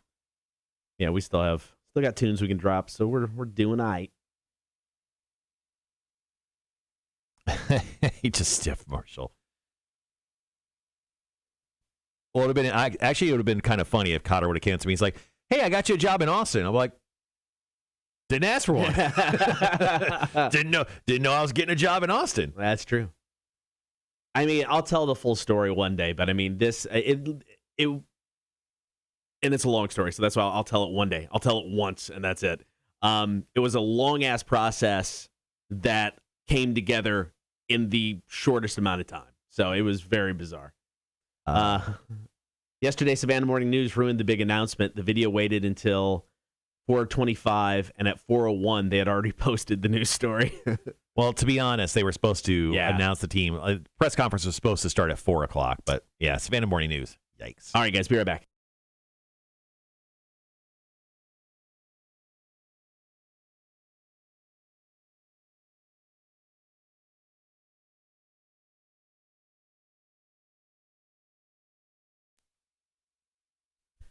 Going to be chatting it up with Bob Ohrablo, president of the Savannah Ghost Pirates, new hockey team in town, coming up in just a few minutes. First, though, it is Halloween season. Now, according to a new poll of about 2,000 Americans, 63% of us believe in some type of paranormal activity. I don't think that's high enough. You know what? I agree. Because, I mean, I would say I'm skeptical, but I don't want to say I don't believe. I mean, I think something is there that happens, you know, whether it's paranormal or not, that I think there's something there. I think there's something to it. I don't know what it is, but I think there's something to it. So you believe in ghosts? If you made me say yes or no, I'd say yes. Okay. I think I would say yes. Do you believe in ghost pirates? Of course. Well, I totally believe in ghost pirates. There it is. There it is. Good branding. All right. So other things this poll found, speaking of ghosts, 57% of Americans think they exist. I don't think that's high enough. Once again, agreed. Yeah. I mean, they said 49% of people even said they felt the presence of a ghost before. I don't think I've ever felt the presence of a ghost before, but I do have a quick story on that. Okay. I was hanging out with, let's just say, a former Rock 106.1 personality, and they may have gotten a little drunk before. And we were on a ghost tour together, and they literally started crying on this tour, and they said a ghost touched them. And they were emotionally upset at this, and I had to step away because I was crying, laughing. And then I realized at that moment they were too drunk and I needed to get away from them, and I left. I say that will be one of my biggest disappointments. I got 4 more weeks, but one of my biggest disappointments, living in one of the most haunted cities in America, I haven't felt the presence of a ghost. I wanted that experience being here in Savannah. I'm literally as white as a ghost. You hang out with me every morning. All right. Kotter, I was never really here. You've been talking to yourself for the last 8 months. I stand corrected. Also on this list, when asking whether things are people think things are real or not, vampires, 22% of people think they're real. That's too high. I feel like that's a little too high. I know Midnight Mass was a little vampire-y, and Right. vampires are pretty popular. Twilight, Right. No big deal. But I don't think vampires are real. I think this next one has more of a probability of being real than vampires. Werewolves? Yes, I think werewolves have not. I think they're more real than vampires. Well, I mean, there's that condition where people grow all the hair on their face. Right. So I mean, they're not. I doubt they're hunting humans for blood. I mean, werewolves don't hunt humans for blood. They just hunt them to eat their corpses. Okay, Kotter? Do you know anything about werewolves? No, I don't. I feel like way back in the day, werewolves were real. Okay. They were just real. They were just real things. And then, they lost a chromosome. And now we just have these weird people that just look like werewolves but don't have the tendency to, grow muscles and murder people. You didn't pay attention in school at all, did you? Are you kidding me? Have you watched this show? I haven't paid attention. I don't pay attention to what you say. Last thing on this list. I don't know if I believe them yet, but they're coming. Oh, yeah. Zombies. Yeah, 100%. We're one major bioterrorist exercise away from, the dead rising. Yeah. All right, coming up here in just a bit, we are going to chat it up with Bob Ohrablo, team president of your Savannah Ghost Pirates. This is the Kotter and Marshall Show, Rock 106.1. There we go. Bob should be arriving here any second now. No, Russ, I did not get rid of my mullet. It's just here. It's back in the top, not there. Hiding it underneath the cap today.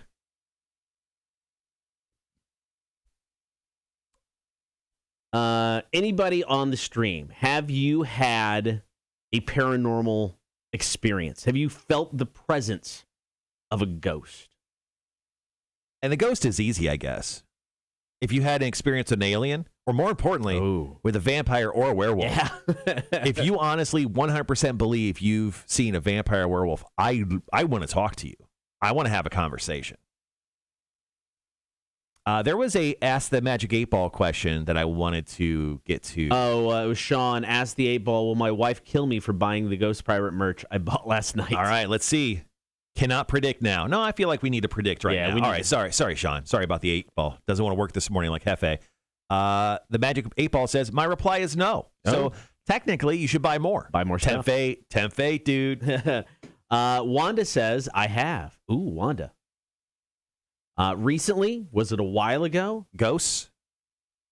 Was it a ghost? An alien? Let us know. Justin said he's had lights shut off randomly. Elaine says, I've had many experiences with ghosts. My road name is Hex. LOL. Oh, nice. Rhett says, silver bullet dipped in garlic. Headshot fixes everything. That does kind of cover everything. Wanda says I could call if that would help. Let's do that. What's today? Thursday? Yeah. Let's do that tomorrow. Oh, okay. We could do that tomorrow, and we could do a little bit of ghost story time. Because, I like that. We do have a person coming in for beer for breakfast named Ryan Dunn, and he is an investigator, a paranormal investigator. So we could actually bring your story up, Wanda, and see what his thoughts are. And yes, Sean, just to confirm, the Magic 8-Ball says you did not buy enough Savannah Ghost Pirate stuff. Oh, dude. All right. So I hopped over to the Ghost Pirates merch page to look at some stuff. Oh, the eye hat? Yep, I saw that last night. Dude, I want that. Yeah? Yes. I should have got a hold of you last night, man. Sorry. No. It's okay. I failed you. It's okay. I'm gonna make that purchase. Oh, I'm definitely Bob's here. Okay. Yeah, I'm getting that, dude. Some of this merch is awesome. That's a little too dark. Yeah, that eye hat, I'm in. $35. That ain't bad.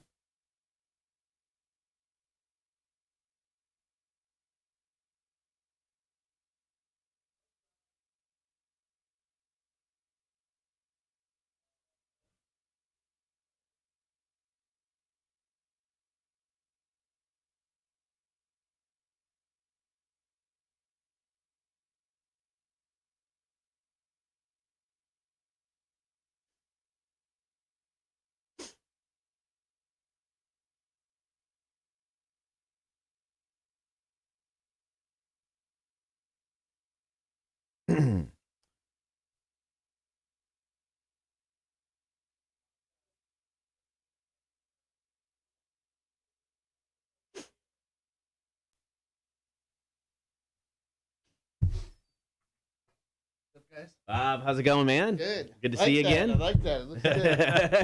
It's funny, as I was driving in, the billboard outside had the big season ticket thing. Oh, nice. Oh, I didn't even see the billboard when I drove in this morning. Yeah, it's it's a digital, so. Oh, okay. We have them all around town today.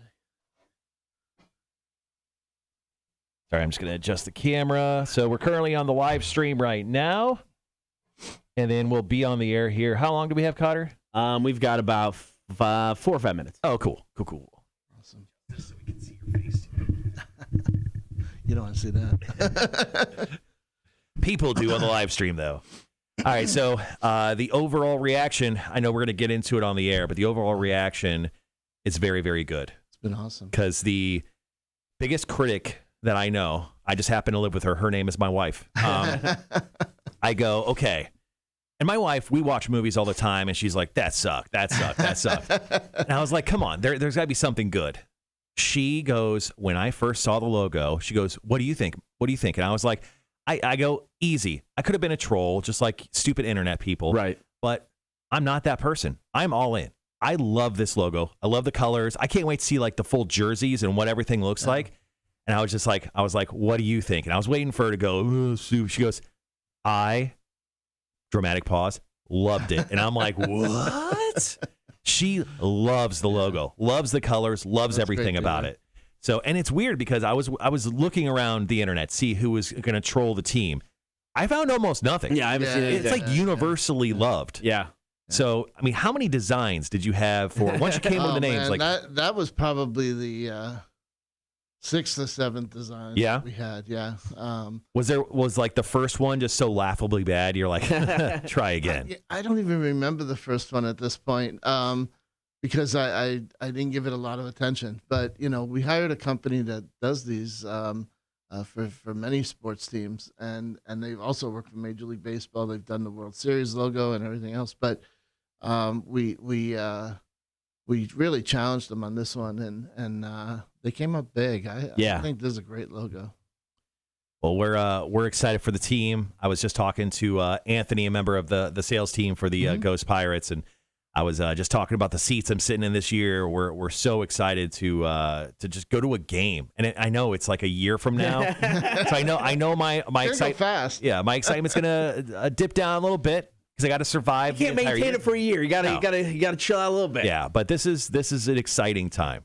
Well, we'll have a lot going on between now and then. And the next step, I guess, is mascot jerseys, things like that. Well, I've got some questions on those. We'll get to them on the air. The jerseys are being designed right now. I mean, we haven't even seen initial design. Oh, wow. Yeah. There's one company that does it, and they're licensed by the league, and they expect you to order the jerseys in December, but not give you a design until like February. So. No, that's not cool. Yeah. Let's buy it before you see it. What if you just hated it? Well, it's funny. In Jacksonville, we got the team late. We got the team in February, and we were going to start the following October. So we only had like 8 months, and our jerseys didn't show up 3 days before the home opener. Jeez. And we were frantically calling the jersey company, and they don't care. There's only 2 companies that do them. So, right. Oh, wow. Okay. So, and one for our league. But they said, we placed the order late. It was supposed to be in December. I said, I didn't get the team until February. Come on, guys. And it's not like we moved the team down from Evansville, Indiana. It's not like we went with a whole different jersey design. That we've done that since. But, we said, listen, we know we're late. And we'll go with the original design. Well, they stopped making them because they thought the team was going to go out of business. So, oh no, cool. Yeah, we played the first 2 road games actually in practice jerseys. Oh, no. All right, guys, got about 10 seconds. We'll be right back.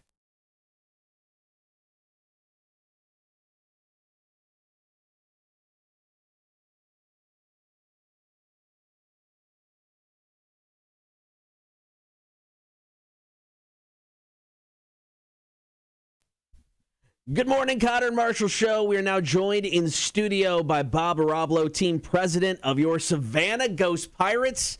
How nice is it to finally say, Savannah Ghost Pirates instead of like the Savannah hockey team? It's great, and can't tell you how many times I almost slipped. I was gonna say, how long have you guys known what the name's gonna be? We've known for about 3 months now. I would have screwed up like 2 weeks in. There was a logo design phase. There was the lawyers trademarking. Yeah, and then there was COVID, which the COVID restrictions here delayed the announcement for a little bit, but we're out there now. It's the Ghost Pirates. We've gotten great reaction, both in terms of fans talking to us at the event yesterday, as well as on social media. And I couldn't be more happy. So I mean, obviously, we're excited for the team. We couldn't be more excited for this team. And I have a plethora of questions to get to. Kotter, do you have anything before I just go off? Yeah. I mean, were there other options that you considered that were close, or was just this kind of like the front runner from the get-go? No, this was one of our top front runners, and it also was selected by a lot of people, or suggested by a lot of people in the Name Your Team contest. I think it combines the folklore of Savannah well, both the ghost aspect and the pirates. And we found out in studying the history, a lot of them are related. So that's true. Yeah, very true. One and the same. A lot of pirates were killed here and became ghosts. But so I think it's something that we were really kind of we brainstormed in the office. We threw out a bunch of the ideas that were suggested by fans. Yeah. And Ghost Pirates is the one that we all said, aha, that seems really good. Yeah. And then probably one of our toughest tests of that was having lunch with Mayor Johnson, and I said, "What do you think of this?" And he stopped for a second. I'm like, "Oh, he doesn't like it," and and he said, "You know what? I like that. Okay. I really like that." So he can be a tough critic at times, and we said, okay, well, if Mayor Johnson likes it, and a lot of our fans suggested it and stuff, then that's what we're going with. Well, we're excited once again to have you in studio to talk about the team. I have so many questions. Marshall, floor's yours, Marshall. And I have a ton of ideas as well. So first off, let's get to the questions that are really hard hitting. The mascot. The mascot's going to be the ghost, correct? Does it have a name? Do we have a name yet? Are we still considering names? Will there be like a name contest, kind of like what we had for the team? We need to come up with a design first, But you're right. It's going to be along the ghost, friendly ghost type thing, because obviously mascots appeal to kids, and we don't scare kids. But yeah, we'll come up with a mascot soon, and then have a mascot costume designed and stuff. So that's next steps. Potential name, just Haunty. Haunty, I don't know. It seems inviting, nice, good old Haunty. And of course, I was supposed to give credit to that question to our friend Becca. Becca chimed in with that question and let us know that. Now, we talked last time. Somebody said yesterday to me, Casper, and I'm like, yeah, I think we may have some issues with trademarking there. Be an issue. When it comes, and last time we talked about what the affiliate for the team would be. Do we know what the affiliate for the new Savannah team will be yet? No. Affiliations are normally, I've had 3 NHL teams contact me. Okay. We have a good track record of what they care about is how their players are treated when they're sent to the ECHL market. And we have a great track record from when I started up Orlando and started up Jacksonville. So we've had 3 NHL teams contact me so far. A lot of our fans are on social media now, realizing that there's still 5 teams in the NHL not affiliated with the ECHL. Okay. But it doesn't necessarily have to be those 5 teams. I mean, I'm going to wait a little bit to see who comes to me with really the best draft over the last few years, the best players in their system, because I want Savannah to win. We want a cup, Yeah. And I'm not going to rush into an NHL affiliation unless I'm sure that they are going to stock us with the right players. I love that. Absolutely, 100%. Okay, so I've got a lot of dumb promotional ideas. I'm a promo guy. I handle promotions here for our company. Can I throw them at you and just get your thoughts? I forgot my pad and paper. Okay, and just so you know, these ideas or promotional ideas are free. And I'm throwing it out there. They are free to the Savannah Ghost Pirates. I just want free stuff in return, like throw me a T-shirt every once in a while. So You got it. First idea. Let me hear the ideas first. Oh, yeah. No. Everyone heard that. Okay. First idea, opening night. You give away eye patches that glow green. Okay. And so it's game time. The lights go off. It's completely dark inside, and all these eye patches are lit up, right? Just a sea of green eye patches. And then you start hearing like the Pirates of the Caribbean music or whatever music that you can get your trademark or whatever for. And then like, and it's lightning. And is that what that is? Yeah, it's lightning. And then everyone's like, and the crowd is just amped, like, ah! And then the lights come back on, and the hockey team is already standing on the ice. Dude, how electric would that be, Bob? That's a great idea. How electric would that be? And you notice in the logo, the eyes are green. Oh, yeah. Okay, so that's what we're going to focus on in our game presentation, especially when the arena goes dark. And your idea plays right into that. Perfect. So, yeah. So I just got a free T-shirt. Eyes. Yeah, I'll give you one for that. Okay, cool. But no, the glowing eyes is certainly a big part of what we're going to be doing, the mystique of the team. Perfect.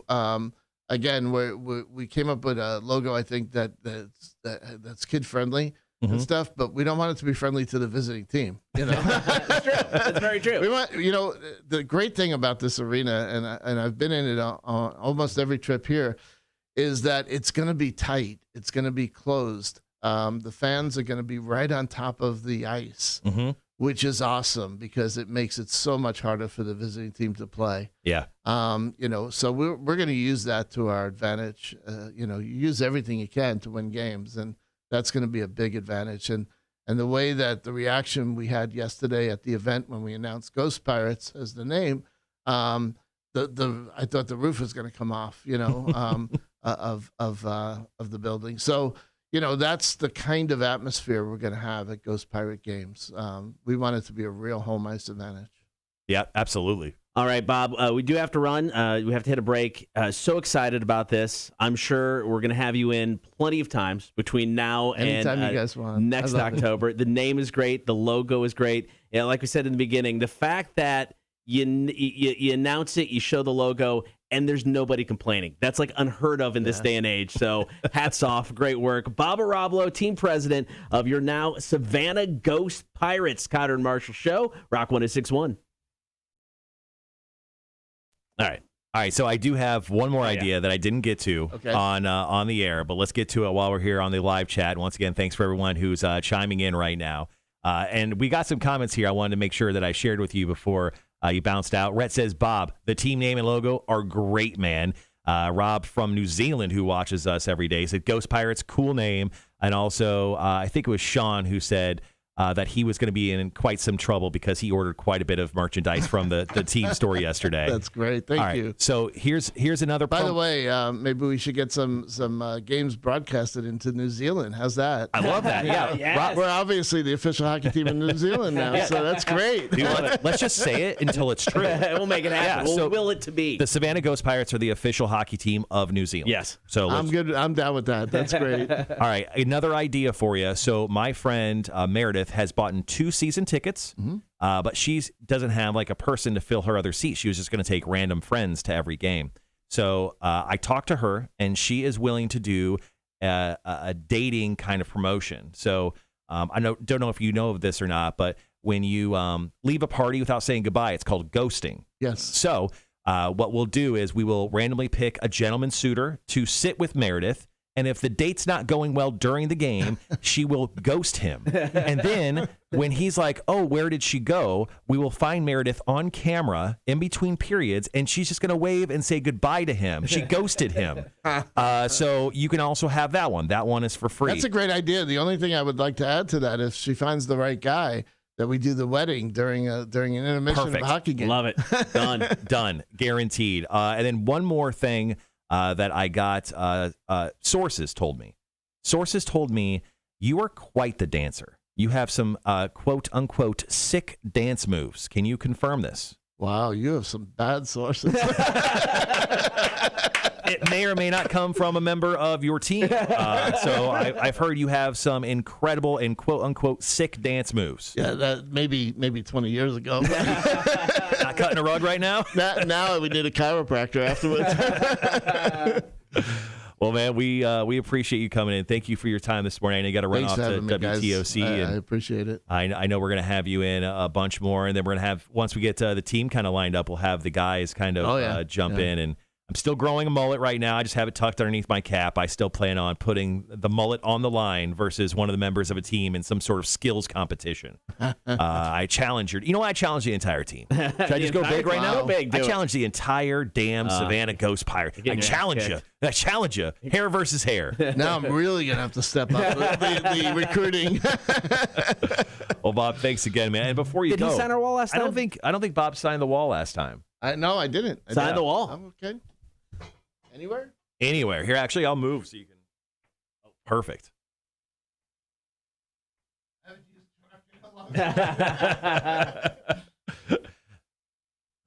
Perfect. Last time I used chalk, I think I was in elementary school, and if I didn't have a neat handwriting, the nuns would slap me. But yeah. Let's see. Rhett says, I want to drive a Zamboni, Bob. Let's try to make that happen. And Sherry says, love, love, love, love the name. And Rob from New Zealand says, hell yeah, I support the initiative of the Savannah Ghost Pirates being the official hockey team of New Zealand. So we've got a New Zealander signing off on. I think it's official. So it's official. Thanks, Rob. I appreciate that. And someday soon, I hope to be there, and we'll do a big event. How's that? I'm pretty sure the laws are very loose there. So I think just us claiming us claiming it's just good enough. That's great. Thank you, Bob. Thanks, man. Thanks a lot. Thank you very much. Thank you, man. Appreciate it. And I'll see you soon. Yeah. No. Well, last time something like that happened here, someone got written up. I'll see you guys soon. All right, thank you. Thank you. We're just going to go right after the stop set. Okay, cool. Sorry, guys, we were running short on time there, unfortunately.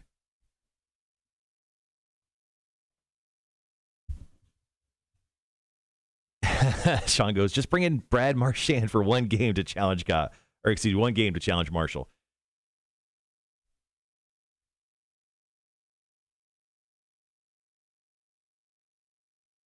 Yeah, I love Bob. Bob's always great, man.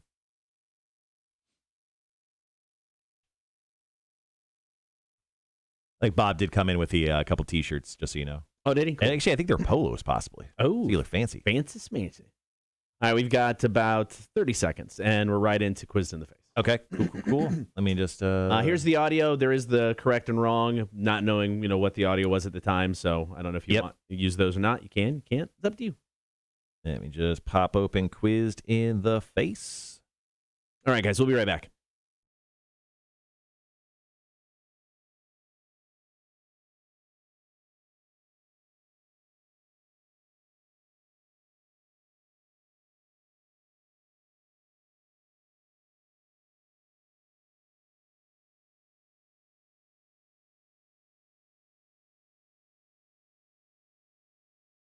A big thanks to Bob Ohrablo, team president of your Savannah Ghost Pirates. So excited. I mean, it's like we're all excited going in anyway, but now that you got the name, now that you got the logo, it just feels so much more real. Yeah, I just feel the electricity. I could already feel the electricity in the end market arena already for the season. Can't wait for next October. I may have to road trip back for opening night. Fly in, man. Fly in.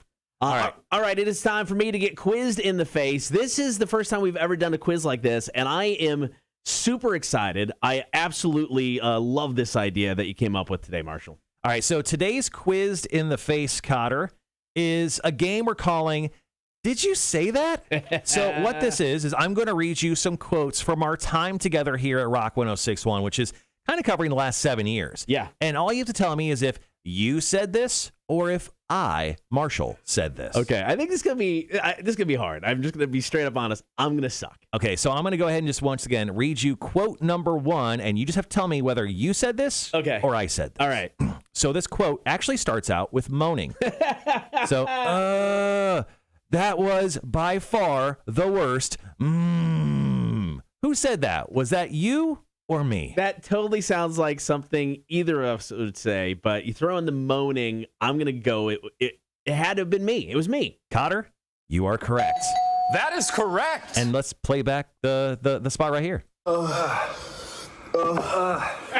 was by far the worst.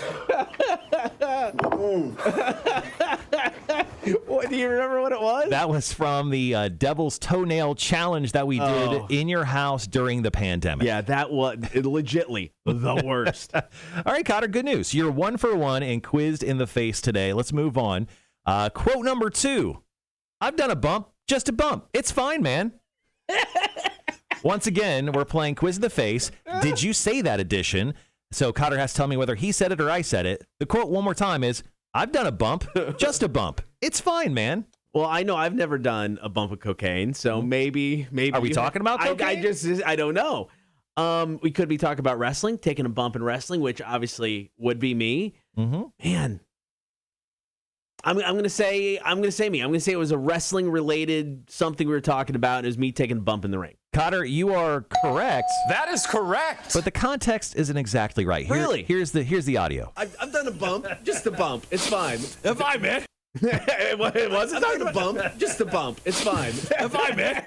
So that audio is actually from the very first time you and I did smelling salts together. Okay. Oh, that's funny. All right, Kotter, great news. You're 2 for 2 currently for Quiz in the Face. So let's continue on. Here's quote number 3. Who said this, you or me? Well, no. I mean, it's smart if you call into bitch, you kiss ass first. Once again, the quote is, well, no. I mean, it's smart if you call into bitch, you kiss ass first. Oh, man. I'm going to say it's you. I think you said that. Kotter, you are... Wrong again. Wrong again. It was actually you. Oh, yeah. He said, dude, love you guys. You guys are great. Well, no, it's smart. If you're going to call in to bitch, you kiss ass first. Yeah. There you go. All right. Okay. So Kotter's 2 for 3 currently. Let's continue on. Quote number 4. I apologize to everybody for this. Quote number 4. I apologize to everybody for this. See, this I think is a trick quote. Because when it comes to apologizing, I think I'm the king. You're the king. I apologize for everything, even when I shouldn't have. You're 90% Canadian. Oh, man, but I think this is... I think you're trying to trap me with this. Because the obvious answer is... Trap quote. I'm going you. I'm going to say you because you're trying to trap me. Kotter, that is... Wrong again. 100%. Of course it was you. You apologize for everything. Here it is. I apologize to everybody for this. Sorry, it was very low in the background. I had to capture that one. But once again... I apologize to everybody for this. So is this... They just all me? Because they've all been me so far. Is that the... Maybe, Kotter. We'll see. All right, one more, then let's take a break. Okay. All right, so once again, we're playing Quiz in the Face, the Did You Say That edition. Once again, these are quotes from Kotter and I's time together. We're both on the radio at the same exact time. It's just not one singular person. And you have to tell me whether this quote came from you or me. Now, here's quote number 5. Yeah, I think he comes across as not likable. Quote number 5. Yeah, I think he comes across as not likable. Who said that? You or me? I'm sensing a pattern. So far, they've all been me. So I'm going to say this is me. Kotter? That is correct. That is correct. And here's the quote. Yeah, I think it comes down to, you're right, he just kind of comes across as not likable. What was I talking about? I have no idea. I can't remember. They were not likable. Yeah, but once again, Kotter, not too shabby. For the first time ever playing this game, 3 out of 5. All right, we've got more Quizzed in the Face coming up after the latest from Guns N' Roses. This is Hard School, Kotter and Marshall. Rock 106.1. There we go. Man, Sean's got a great idea right here. He goes, on the way out, let's do a smelling salt and a shot of Malort for Kotter going away. Not a bad idea. I'm down for that, yeah. It'll be the last thing we do. Let's see. Elaine says, I want a shirt with just the eyes. Trying to talk myself out of buying the hat. I could blame it on the vax side effects, right? No, Kotter wants the hat. I'm getting the hat. The hat's badass. With just the eyes. And it's an Under Armour hat, too, so it's really nice. Yeah. I just got it's a fitted hat, which I love. I love the fitted hat, so I got to find out what size my head is. Gigantic. Yeah. I think it's, I don't know, large probably. Sean says, I have to figure out an excuse for my purchase. You're fine. Say you fell down and hit your head and you don't remember buying it. Let's see. Man, and Sherry, thank you so much. Sherry dropped a mega story on us when we were talking about ghosts. Let's see if we can fit it in before we jump back into Quiz in the Face. She goes, my old house in Tennessee was finished in 1890. There was someone singing constantly. There were pictures that were constantly crooked. You always see things in the corner of your vision. A stereo that took multiple steps to play a CD constantly came on during any random time of the day and night. Several times people that would spend the night would get up because they heard me up and frantically moving around, probably cleaning, but only to find that I was still asleep.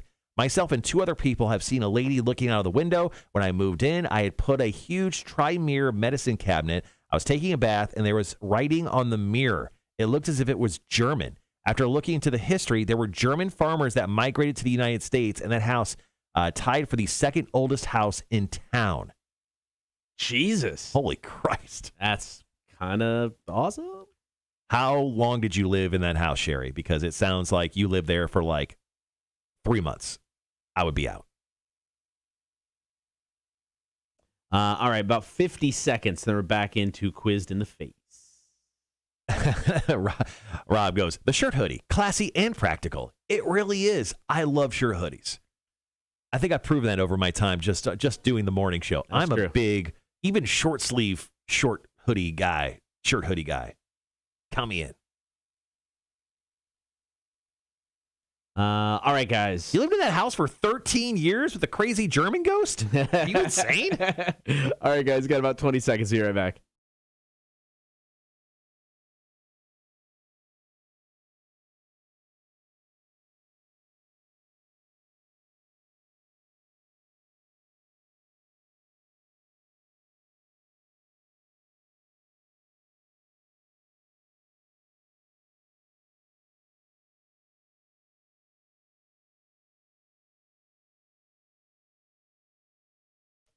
So I'm currently getting quizzed in the face. I'm doing better than I thought. Right.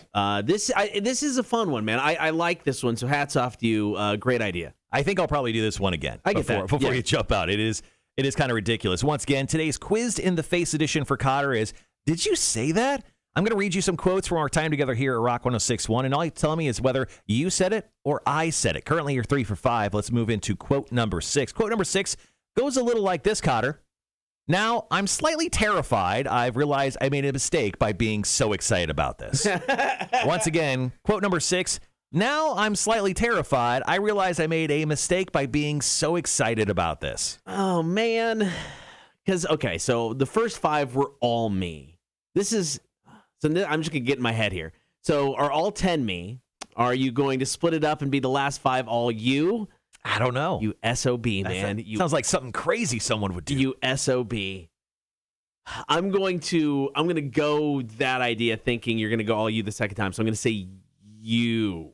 Kotter, that is correct. That is correct. I said that yesterday. I don't remember at all. I literally said that yesterday. This was me talking about the eggnog seltzer that we reviewed. Okay. And here's the quote. Now I'm slightly terrified. I realized that I made a mistake by being so excited about this.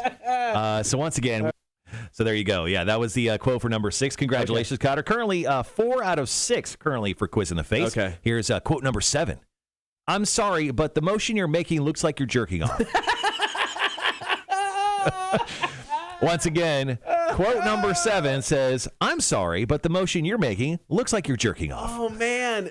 I want to say I said it. Kotter, you are... That is correct. You are correct. This was when we did a Torture Tuesday called Edward 40 Hands. And, well, I'll let the audio do the speaking for us. Sorry, the motion you're making looks like you're jerking off. Once again, it was kind of like it was off camera in the background. Sorry for the audio quality. But once again. Sorry, the motion you're making looks like you're jerking off. You're oddly... love that too much. Yeah. 5 out of 7 currently for Quiz in the Face, Kotter. Let's go ahead and move on. Here's quote number 8. I have a new safe word. It's numericalisagagus. And he goes, because I care. Kind of a weird one. Once again. It's a weird one. Quote number 8. I have a new safe word. It's pneumotropical. And he goes, because I care. Who said that? Was that you or me? I don't remember saying So I'm going to say it was you. You said that. Kotter, you are correct. Oh. That is correct. And here is the quote. Gregory says, I have a new safe word. It's Numa Tropicopolophconoixis. He goes, because I care. That was at the end of a heat challenge that we were doing. Okay. That obviously I was suffering from. That's why I sounded like I was half dead there. That's funny. Kotter, you're killing it on the second half of Quiz in the Face today. Here is quote number 9. It's still liquid ass. Quote number 9, and it's screaming. It's still liquid ass. That's got to be me when I was taking the Fart Launcher 3000 to the face. Are you sure? Because I also did a fart challenge. Yeah, I'm saying me. I'm going to stick with me. That is correct. Absolutely slaying. Did you say that Quiz in the Face, Kotter? 4 for 4 on the second half. Let's go ahead and hear that quote. It's still liquid ass. It's still liquid ass. That was because you hit me with the one shot of the liquid ass, and then it just remained in the fart launcher the rest of the morning. Yeah, I sprayed you with liquid ass, and then I got the backdraft of it. Yeah. All right, you're doing really, really well. Currently, you have 7 out of 9. Okay. Here's our last quote. Did you say that? Quizzed in the Face. Was it you or was it me? Here's the quote. Yeah, the last person I would try and even think about pushing is Conor McGregor. Was that you or was that me? I'm going to say that was me. That sounds like something I'd say. Kotter. Wrong again. That is me. Yeah, the last person I would try to even think about pushing is Conor McGregor. Okay. Yeah, it seems like a bad choice, pushing Conor McGregor. But there you go. Kotter, you ended up today 7 out of 10. Not too shabby. That was a fun one, man. Good job. That's a great idea. All right, coming up, we're going to talk Welcome to Rockville. Also, we still have Are You Smarter Than a Community College Dropout to get to your chance to win tickets for Saliva. Kotter and Marshall Show, Rock 106.1. All right, guys, thanks for hanging around for Quiz in the Face. Right there, the second half. Kotter did really well with the Did You Say That edition. That was fun. I like that. Yeah, we'll probably do that multiple times. We'll probably just do that on the way out. Yeah. I've got one. Yeah, I don't want to say it, but I've got one that's kind of in the same vein-ish. So we'll do for the last one for you. Morning, Mike. Morning. Rhett says, so you're basically Bill Belichick. Yeah, just except for the genius part. And the award-winning and, well, I could technically I'm award-winning. You are. Without as many trophies. Lane says, Marshall, check your Insta messages privately. Uh-oh. Elaine, you can't send me nudes this early in the morning. You're married. But I'll look at them. Morning, Mac. How are you? All right, guys. Thanks for hanging with us on the Kotter and Marshall Show. On the way, as Kotter said, we'll have trivia in its old spot at the bottom of the 8 o'clock hour. We had to move it because our good friend Bob Ohrablo was in studio with us. We got Welcome to Rockville tickets. We'll tell you how you can win those coming up in just a bit. And also the big guy, Frank Sulkowski, will cross your fingers, hopefully join us. Yeah, and I went in and checked. I make sure I send him the text. It was there. It went. So hopefully he'll answer his phone. It's a crapshoot. Just shoot him a quick message. He's up by now. If we're going to call him at 9, he's up. I would think. Okay. All right, Kotter, I got a story here. Okay. The headline goes like this. Body cam video shows escaped cow lead Arizona police on heart-pounding late-night chase. Okay. So, Glendale, Arizona, police found themselves in an interesting police chase over the weekend. It was not for a stolen vehicle, murder suspect, or anything of the sort. It was for an escaped cow. Around 3:30 a.m. on Saturday morning, the department received a call from a nearby residential neighborhood. A cow was seen running through the streets and front yards of the area, and nobody knew where it came from or how to capture it. And based on the body cam footage, neither did the police. The video shows Glendale Police Department taking 2 approaches. At first, they tried to corner the cow with their vehicles, but that failed, so they tried a different tactic. The officers hopped out of their cars and started after the bovine on foot. However, the cow was too quick and agile. How quick is a cow? I don't know. I have the video, and I'll actually share the story here in a minute to everyone on the stream. Only 5 minutes of the lengthy chase was released. A cow can run 25 miles an hour. Holy, really? Shit. No. Only 5 minutes of the lengthy chase was released, but the officers who are featured clearly failing They are out of breath on multiple instances, and just when they think they have the cow cornered, it darts away and out of reach. The funniest part comes at about 4.5 minutes mark, where a woman comes out on the front porch and an officer asks if it's her cow. It was not.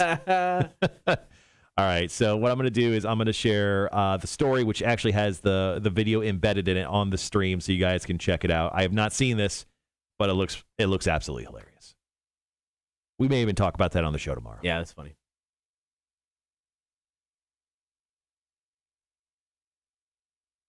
Get a few minutes. I'll be right back.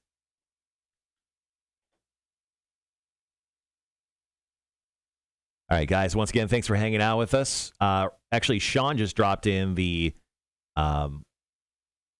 link if you want to buy yourself some merch from the Savannah Ghost Pirates store.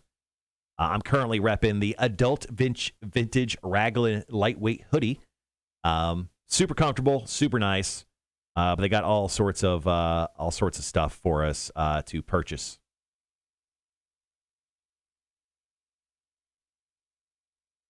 To support the team, and obviously they start playing next October. Woo-wee. And then, like I said, I mean, there's going to be like 40 games-ish a year, even more if we make the playoffs, and hopefully we will if Bob brings in the quality of players he says he's going to be bringing in. So I think during the season we're going to give away Marshall seats, my seats, when we're on the air, once we kind of figure out the morning show again. Once we're back on the air, I'll be giving those away next fall. So it'll be kind of cool, man. Just don't fart in my seats, man. Do not release gas in my seats.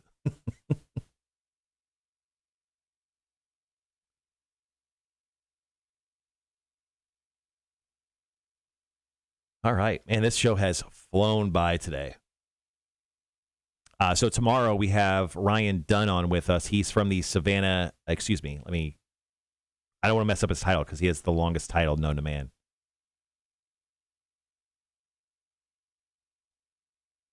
So tomorrow we have Ryan Dunn. He's the lead investigator and founder of the Savannah Ghost Research Society. He's also the owner of Afterlife Tours in Savannah and St. Augustine. So he will be our special guest for the Beer for Breakfast tomorrow. So 9 a.m., yeah, we're going heavy. We're talking about ghosts tomorrow. We'll probably do a bunch of crazy Halloween music. Tomorrow will be a lot of fun. We'll get in some ghost stories and everything. Max says, yeah, I need to grab a shirt. Nice hoodie, Marshall. Thank you.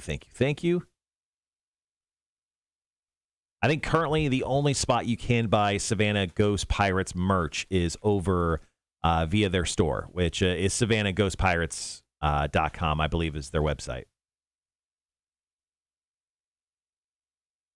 I checked yesterday to see if SavannahGhostPirates.com was up before 4 o'clock. Yeah. It was parked, but it wasn't. It wasn't available.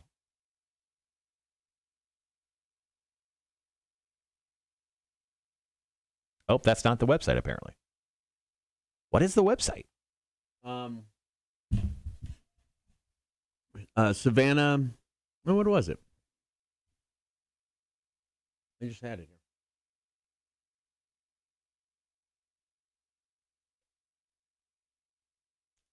It is ghostpirateshockey.com. Oh, there it is. Yeah, someone apparently owns SavannahGhostPirates.com and probably didn't release it to the team. Jerks.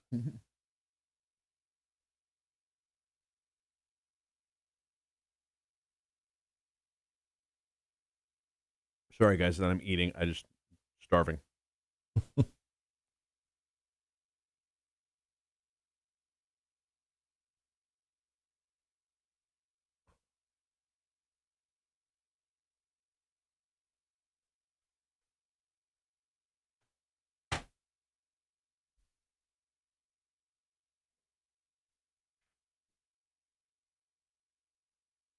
Yeah, the link that Meats put up, Rob, was actually to their store, so it was like a weird link. But yeah, so it's ghostpirateshockey.com, right? Is what you said? Yes. Gotcha. No, the link you sent is the right site, Sean. It's just that's like the my store type of whatever thing. Yeah, Lane, that's my problem. I'm going to get that hat. Now I got to figure out what size I need. I think a large. I think. I have like the largest head in the history of ever. It's ridiculous. We got about a minute 15. Nathan says, will we all just chant boo or R? Both. Why choose? Do both. I don't know. That's a good. Both maybe. I don't know. Let's see how the team does. If they're bad, we'll just all say boo. You know, Sean, the link you have is right. So it's ghostpirateshockey.com, and then when you go to their shop has a different URL. So just you're good.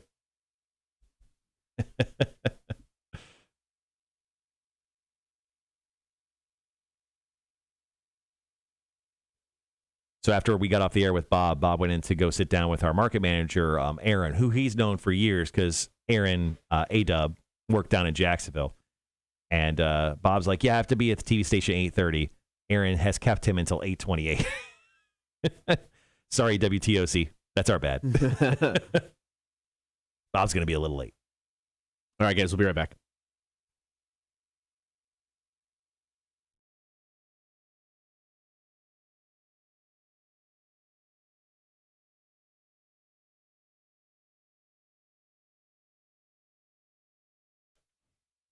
Good morning. Thank you for hanging out. Welcome to Rockville is coming up November 11th through the 14th. 4 days in Daytona. In November, the weather is going to be absolutely perfect. Now, one of the bands I really want to see, I mean, it's kind of way down the list, but Bad Flower is playing on Saturday, Kotter. They're one of my new favorite bands. Love those guys. Them, Ghost, over the last few years have really struck a chord with me. I'm so excited to see them. Fever 333, got Code Orange in there. Mastodon is playing on Sunday. So is Anthrax. Obviously, Metallica, Disturbed, Slipknot are your headliners this year. I mean, welcome to Rockville is going to be where it's at, and you can win tickets all this week with us. All you got to do is listen up at the top of the hour. We're going to play some Halloween music all week long through Sunday, but we're also going to give you a text-to-win keyword. When you hear it, text it back, 800-394-1061. Get yourself qualified, and we've got multiple pairs of 4-day passes we're giving away. And we got people that are very excited. We had one person text in over like 100 times. Like, they've listened to the radio station nonstop. You should get some sleep. You're in the running, even with 1 or 60. It's all the same. Thank you so much. Get more details on how you can win Welcome to Rockville tickets on the website, rock1061.com. Coming up next, your chance to win tickets for Saliva. Are you smarter than a community college dropout? Stick around. Kotter and Marshall, Rock 1061. All right, there we go. Lane says, I'm asking my kid what size he wears. 2 of my kids, not the big noggin. All right, guys, once again, thanks for hanging around with us this morning. Up next is Are You Smarter Than a Community College Dropout Trivia. We're doing right after the song, right? Yeah, cool. Solicit, yeah. Gotcha. We probably could have combined it, but it's fine. Andrew says, still mad 9 Inch Nails won't be there now. That was the main reason I wanted to go. Also, to go see Mudvayne again. Yeah, 100%. I was going to plan on going to the show all 4 days this year, and now I may just go one. Yeah. I may just go that Sunday. My wife really wants to go see Mudvayne. She's a huge Mudvayne fan. Yeah.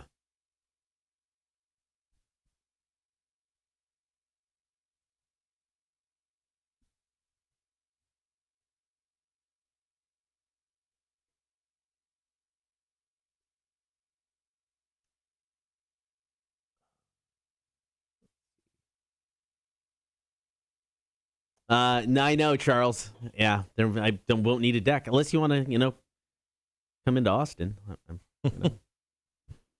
But you can just put some pieces of wood over a pallet. It's going to have to be movable. He doesn't have a place to live. Yeah, that's right now. No, I don't. Yeah, I know. I thought about that as we talked about that earlier. All of the things that we talked about doing to the house that we never got around to. My wife said she'd never buy a house with me again because every time we buy a house, we move within like 2 years. Was she joking? I hope so. I hope so. Sean, I don't know if I'm going to go see A Day to Remember. It really depends on what day they're playing.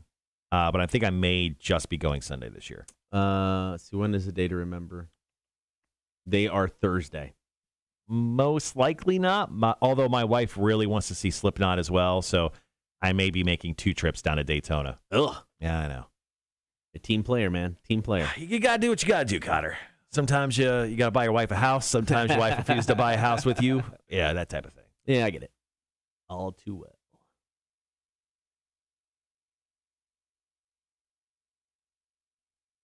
Mike says, I want to go because I've always wanted to see Metallica live, and I want to take my girl because she's a big Skynyrd fan. Nice. All right, guys, we'll be right back.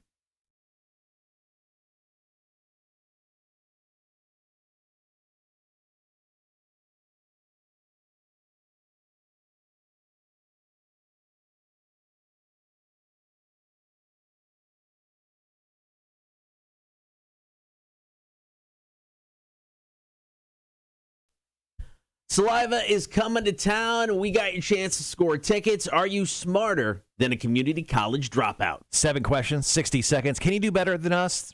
Probably, maybe, maybe not. It doesn't matter because if you're the first caller right now, 1-800-394-1061. We're going to hook you up with a pair of tickets to go check out Saliva on their Every 20 Years tour. They're coming to Victory North Savannah on Thursday, December 9th. So no matter what, as long as you call us up right now, first person in, you win those tickets. Are you smarter than a community college dropout? 800-394-1061. Call now to play and win. Kotter and Marshall, Rock 1061.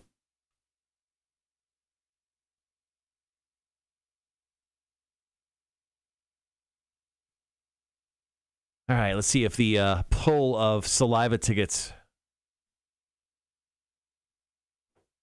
is worthwhile to people. Rhett says, Kotter, you're the Disney guy. Are you going to see the prequel to Buzz Lightyear? I saw the trailer yesterday. It looks good. I haven't watched the trailer yet, but yeah, I'd probably watch that. Yeah. All right, guys, got a call? Rock 1061, who's this? This is John. How you doing, man? Good, John, man. How are you? Doing great. Awesome. All right, well, who do you want to take on in trivia today? Myself, Kotter, or Marshall? Man, let's go with Marshall today. Cool. All right, man, 7 questions, 60 seconds. Your time will start as soon as I finish question number 1. If you don't know the answer to a question, want to pass, feel free to do so. And if we have time at the end, we'll get back to it, okay? All right. All right, here we go. Question number 1.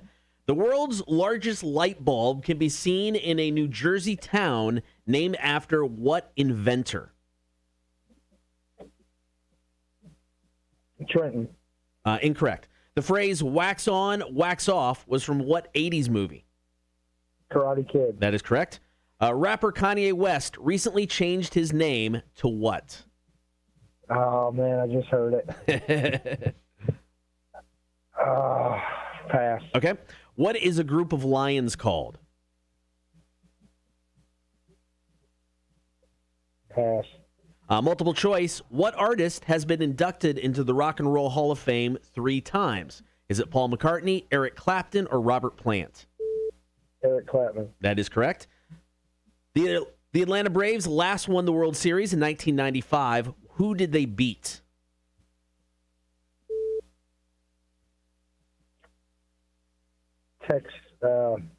Texas Rangers. Incorrect. Final question, multiple choice. What part of the brain deals with encoding of memories? Is it the cerebellum or the temporal lobe? Cerebellum. Incorrect. All right, we are out of time, John. You got 2 right. All right, Marshall. I'm going to put you on hold real quick, and we're going to put Marshall to the test. We'll be right back to you, okay?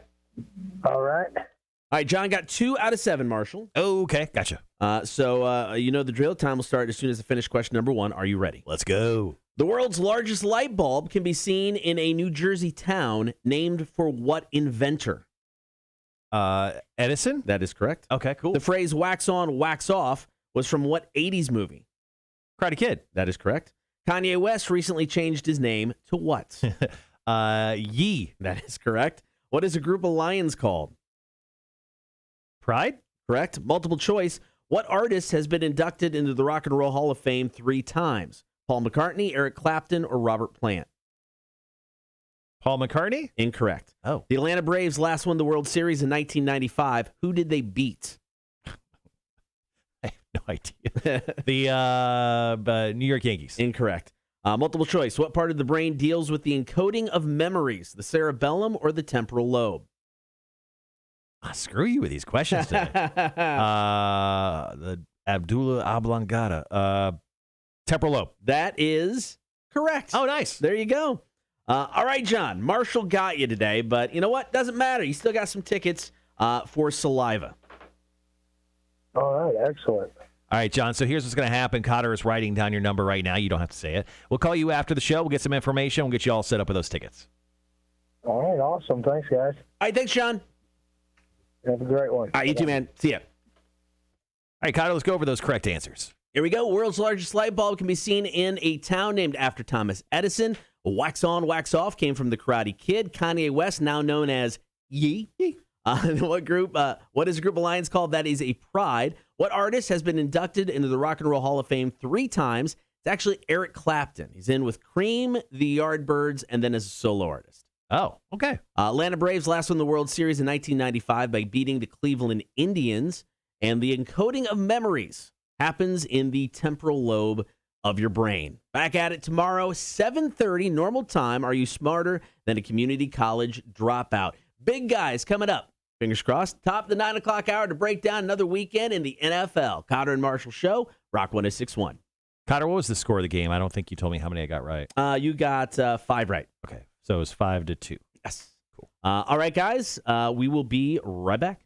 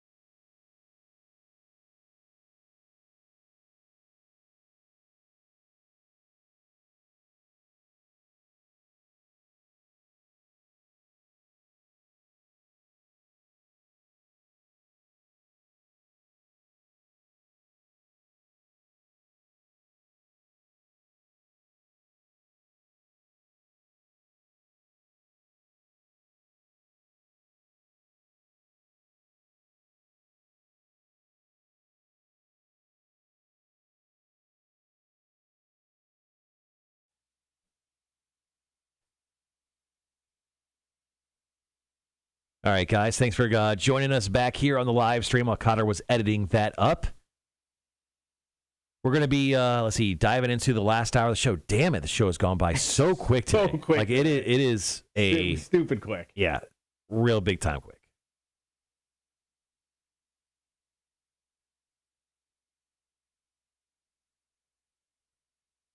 So yesterday we talked about how there was a company creating a Warner Brothers, like Smash Brothers type game. Yep. So there was a leaked screenshot of the character selection screen. Oh. So character selection screen had the following characters. Batman, Harley Quinn, Superman, Wonder Woman, Gandalf, Rick and Morty, Tom and Jerry, Bugs Bunny. Who else? Finn and Jake from Adventure Time, Shaggy from Scooby-Doo, and a character named Steven Universe, maybe. I don't know. But that sounds incredible. That does sound kind of cool.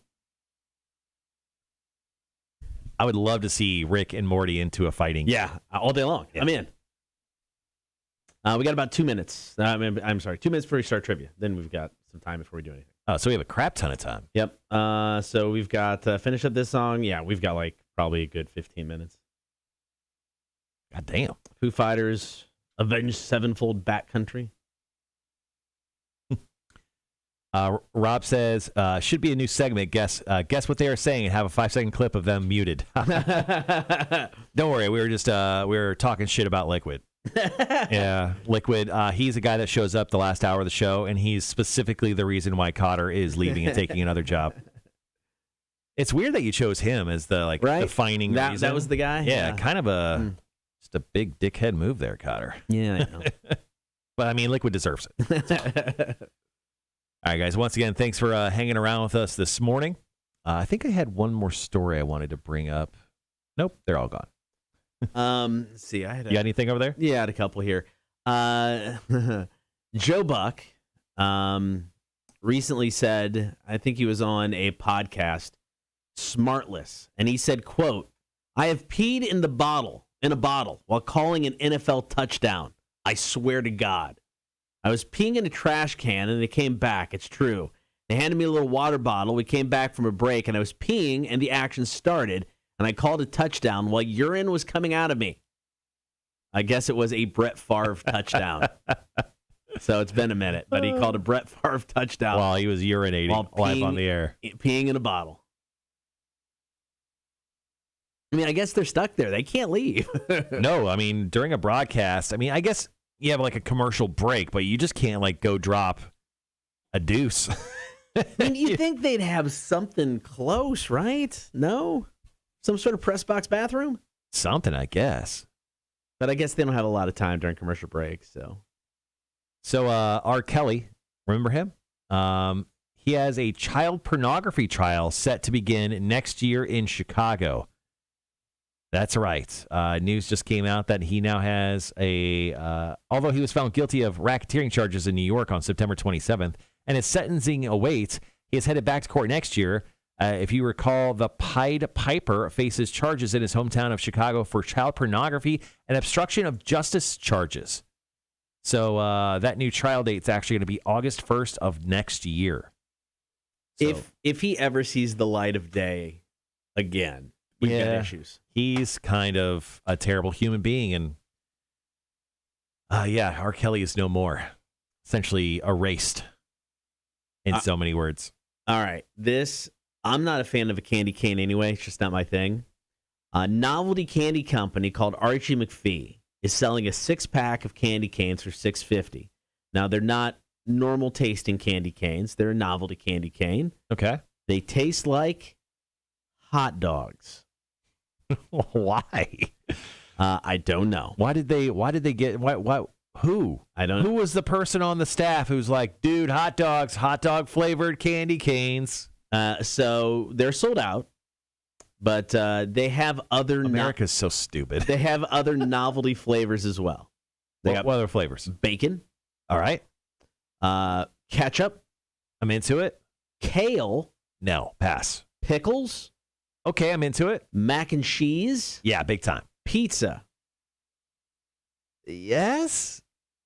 And the last one's sardines. No, hard. Yeah, no. I'm out on that. Yeah. See, I'm going to go to the website, see what they got here. There's sardines, ketchup. Oh, they got plenty. All right, sour cream and onion.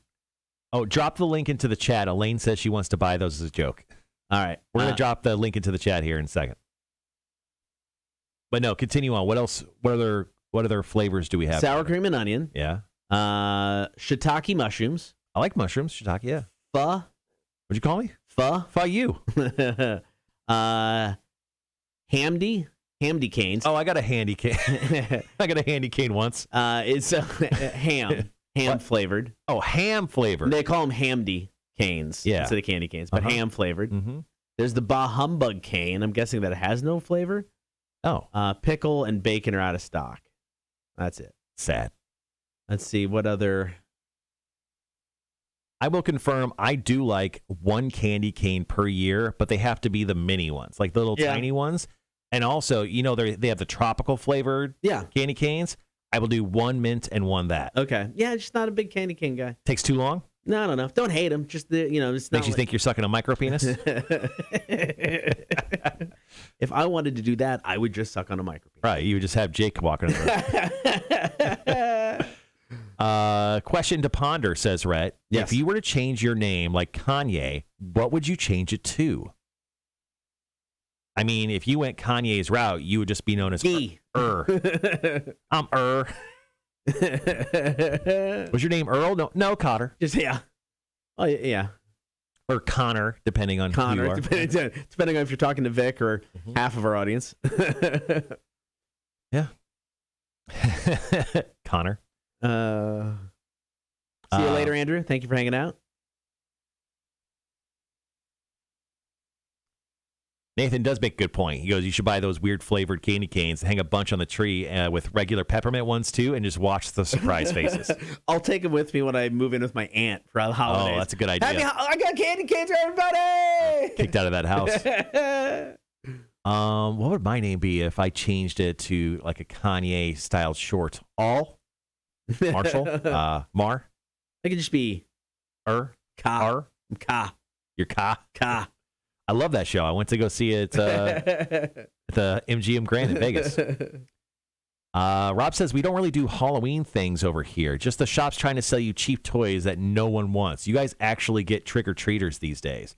Yes, we do. I mean, obviously, COVID kind of put a halt on it. Last year was rough. Yeah, last year was rough. Yeah, this year will be the return of trick-or-treating. The thing is, I live in a community where I'm like on an offshoot street, like on like down closer to the cul-de-sac. So we got like almost nobody. Yeah. So my wife really gets offended by that. So what she does is she buys a giant bag of candy about 2 weeks before Halloween, and then she eats all of it. And then she goes, where did all the candy go? Guess I should buy more. And then she'll buy more. And this is already happening. She's already on the second batch? So I walked in to the kitchen when she was in there, and she pulled out a bag of Three Musketeer minis. Right. And I looked at her and I go, where'd those come from? And she goes, I told you I bought them. And I'm like, no, you didn't. You didn't tell me you bought those at all. She goes, yeah, I did. I said that the other bag was getting low. And I'm like, I told you not to buy that bag. I said, let's buy candy the day before Halloween so we don't eat an entire bag of candy. Yeah. And she just kind of looked at me like I was an idiot. Like I was the dumb one.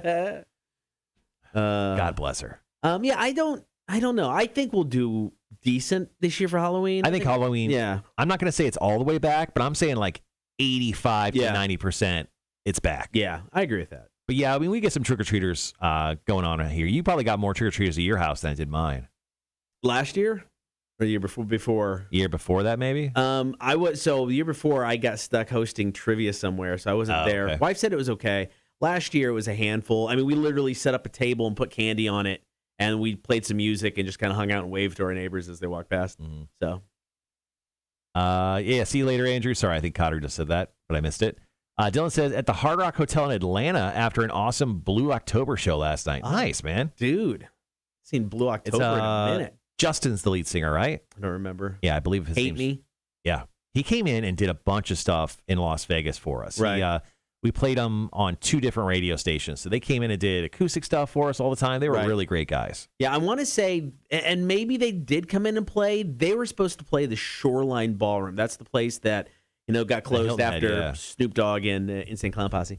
But I want to say he hit a rough patch during that time, and they had to cancel like the tour. I've never seen them live. Yeah. No, they're really good. I've seen them at the House of Blues in Vegas. Nathan says we make around 50 treat bags, and by 8 p.m. they're gone on normal years. Last year, we didn't do bags and had maybe a dozen kids show up. Yeah, we did. My wife and I, we dressed up. We got on our bicycles, and she has like one of those old lady basket things. Right. And then just throwing candy at people. Yeah, we made little Halloween bags. We put like little spider rings and a little glow stick and like 4 pieces of candy, and we spent like an entire night like making like 60 of these things. Then we just rode our bikes and handed them out to kids. Oh, that's because cool. no one came down our street. Yeah. So. And his parents are going, stay away from the creepy people on bikes. Yeah, who's that creepy lady who's overly excited to see us? Hello, children. Want some candy? Rhett says, my kids won't stop talking about it. They can't wait until they get their candy. Right, if you had to take a percentage of how much candy you actually eat of theirs, would you say you take about 40% of your kids' candy? Because an adult, I would immediately, I'd go in and take what I wanted and be like, you can have the rest. I'll like throw it on the ground. Pick it up, you dog. I will say, I mean, I'm a fan of, like videos of, parents giving their kids crap and everything. The yearly videos that Kimmel does. Oh, yeah, the $8 candy. That is some of the meanest stuff I've ever seen. I'm like, guys, it's awesome. I feel bad for each and every one of those kids, man. But you watch it every year, don't you? I do. You sadistic son of a bitch. But I feel so bad. I hate myself for watching it. Yeah, I could tell. Well, we did talk about how much you hate yourself. See? That's just one of the bullet points on your list. Why does Kotter hate himself? I watch the Halloween candy video from Kimmel every year. And I hate it. I hate when I do it. Yep. But I feel obligated. Yeah, except I got to make sure I still hate it. But why are you laughing the entire time? Let's see. Sean says brisket, egg, cheese, and hot honey breakfast biscuit this AM. Dude, what the? Why are you doing that to us? Sounds awesome. Hey, you know who came in this morning with Starbucks and didn't ask us if we wanted any? A-Dub? A-Dub. So I think he's taking you leaving personally. I was going to say. And it's affecting me. I was going to say, he's like, I don't have to buy him coffee anymore. You can get beer in 4 weeks. Son of a bitch. I can't buy a Marshall coffee without myself. Nobody gets coffee. Yeah, no one gets coffee. Great job, Kotter. Sorry.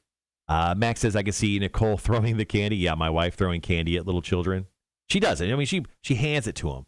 My wife is great with kids, although she doesn't want any. She's great with children because I've heard her talk to like kids in general. I'm like, you are absolutely fantastic with children. And then she turns around and she's like, I hate them.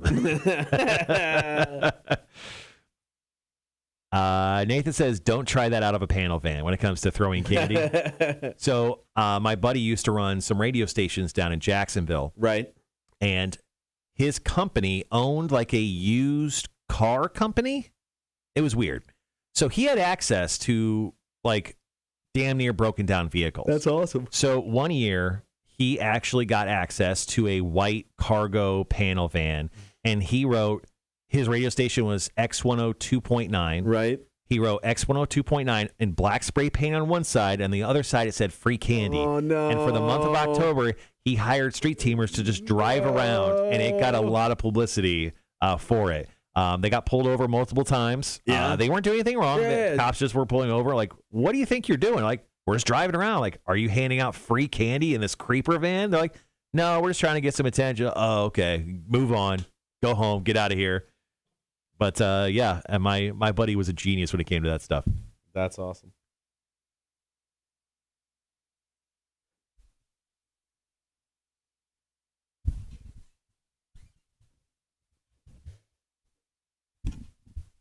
Max says, Marshall, I'm sending you this TikTok. You need to see # Squid Games. All right. Yeah, sorry, guys. I have not looked at any of my messages or anything today. Elaine, I'll get to your Instagram stuff once we get off the air today. Speaking of, you haven't heard from the big guy, right? No, I haven't called him yet. We got 8 minutes. Gotcha. I'm going to fire up the delay. Hold on 1 second, guys. Should have just left it on today. I know. I thought about it as soon as I turned it off.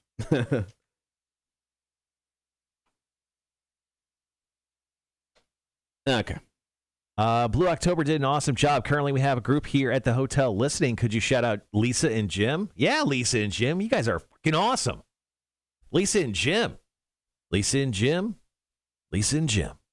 You think they're a couple, Lisa and Jim? You think they're a nice little couple? I'll say yes. Probably made love last night. Oh, I mean, probably stayed in the same room as Dylan. Dylan had to awkwardly act like he wasn't listening. Pretend he wasn't listening to Lisa and Jim have sweet, sweet love right next to him. Single bed bedroom hotel. The motion of the ocean. Dylan fell asleep too. He had a sheet over him, so it wasn't weird. Nothing could get on him. But there you go, Lisa and Jim. We love you. Thanks for listening in a hotel room with Dylan. Not weird. All right. Tony said, talking about my story about my friend handing out free candy in a creeper van. She goes, even then, what's illegal about handing out free candy? I don't think there is. It's more of like a public issue. People being weirded out by. Yeah. I mean, I told the story before about how my friend, for the month of Halloween, he put a skeleton in his passenger seat and it had like a clown wig, like an afro clown wig. Right. And he drove by a bus stop and he had the cops called on him because someone says there was a guy like, terrorizing the students. So he had to like quickly, he worked for the police department. He had to quickly remove it before like they came and like found him. Oh, really? Yeah.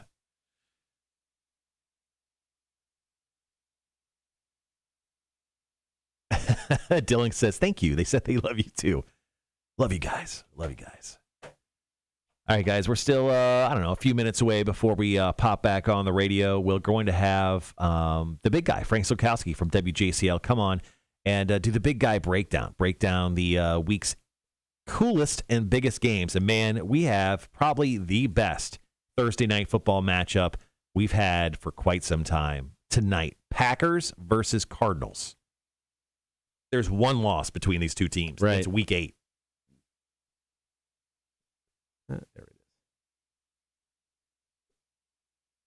is. When is that game? Is that Thursday? The Packers Cardinals? That's their Thursday night game, right? That's tonight. Tonight. Oh, yeah. Tonight's Thursday, man. Yeah, I don't know where I'm at. Yeah, I can tell. Make sure to check your fantasy lineup. Yeah, I'll get around to it. All right, so I'm gonna try this. It's called the big guy. Let's hope he answers.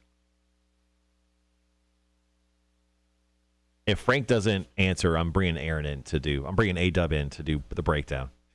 Why? I'll bring Mike in, our third favorite sales manager. Okay.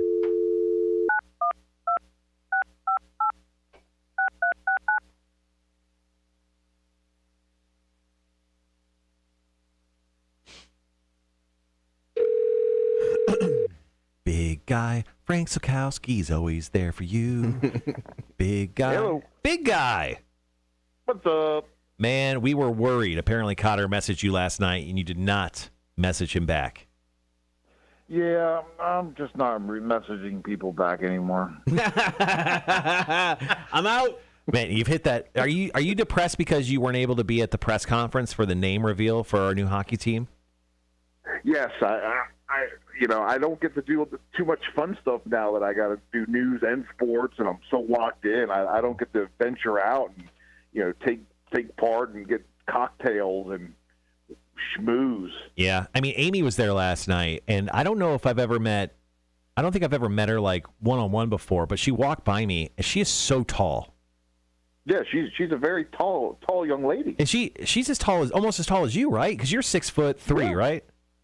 Yeah, and she's I think she's right around 6 foot. I mean, she played college volleyball, like big time college volleyball. So yeah, she's tall. She's very intimidating. Is she nice to you, or does she like push you around?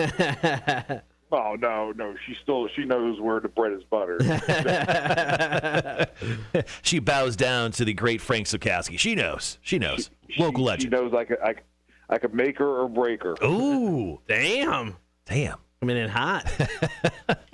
Well, big guy, we talked to Bob Ohrablo, the team president of our new Savannah Ghost Pirates, earlier in the show.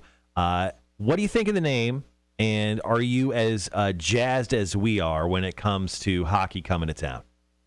Oh yeah, I mean, who doesn't love just chaos on the ice, and it's one of those things where we have the one time a year with the Hockey Classic, so to be able to have it, 36 games a year and have a team right here at home is going to be fun. I think the logo, the name, really original and creative. I think they're going to make a lot of money in merchandise. I just think it's going to be a great addition. I do. So hopefully people will get out and support it. But that professional sports back here is going to be cool. So, I mean, big guy, I've only been in the area for 7 years. Kotter's been here for 12. I mean, outside the Sand Gnats, has there been really much professional teams in our area that, I mean, is there some long gone teams that we're missing that we've never heard of before? No, just small stuff here and there. There's been, some teams that have tried to do professional, basketball, smaller version, almost semi-pro type stuff. And, so there hasn't been as much. I mean, this is a major step, but when you have the new, end market arena, that's a major step for Savannah to get that new facility. So, I mean, this is actually the perfect time for it, and you see what kind of, what type run the Bananas have had there at Grayson Stadium. I mean, Savannah likes quirky and some Ghost Pirates. Yeah, that's going to get some interest in itself. So I think it's going to be good. Yeah, we had 3 people just on the live stream to go, I just spent like $100 on the team store. Oh, they're going to make some money because, I mean, those logos were pretty outstanding. Yeah. People like different. I mean, they just do. It's one of those things where if you're wearing a shirt or a hat and it's got that logo on it, it's going to be a talker. So that's good stuff. Yeah. I like it. So Kotter sent you the games. Are you know what we're doing? We're good to go. Nice. We're familiarized, and we'll do it. All right, we got about a minute before we're on the air. Yeah, I've been, football's been crazy for like the past couple of weeks with the Braves running the place up there, the playoffs and everything else. Now in the World Series, it's been kind of like, football's taking kind of a backseat where that normally doesn't happen this time of year. So it's been crazy. Yeah. So are you going? Are you going to Atlanta at any point this weekend, or would you, if they won the World Series, would you go to the parade to cover it? Oh, well, we'll probably go up. We won't be in the stadium. Still with COVID and stuff, they're not just, handing out a lot of credentials. So if we go, we'll have to be at the Battery or Truist Park outside. Right now we're trying to decide that. And we're trying to decide if we're going to – we got credentials locked up for Georgia, Florida. We're going to decide, this World Series trump the number 1 team in the country down the road. So everything's a very fluid situation for us sports-wise. Gotcha. All right, big guy, next time we talk, we'll be on the air, okay? Sounds good.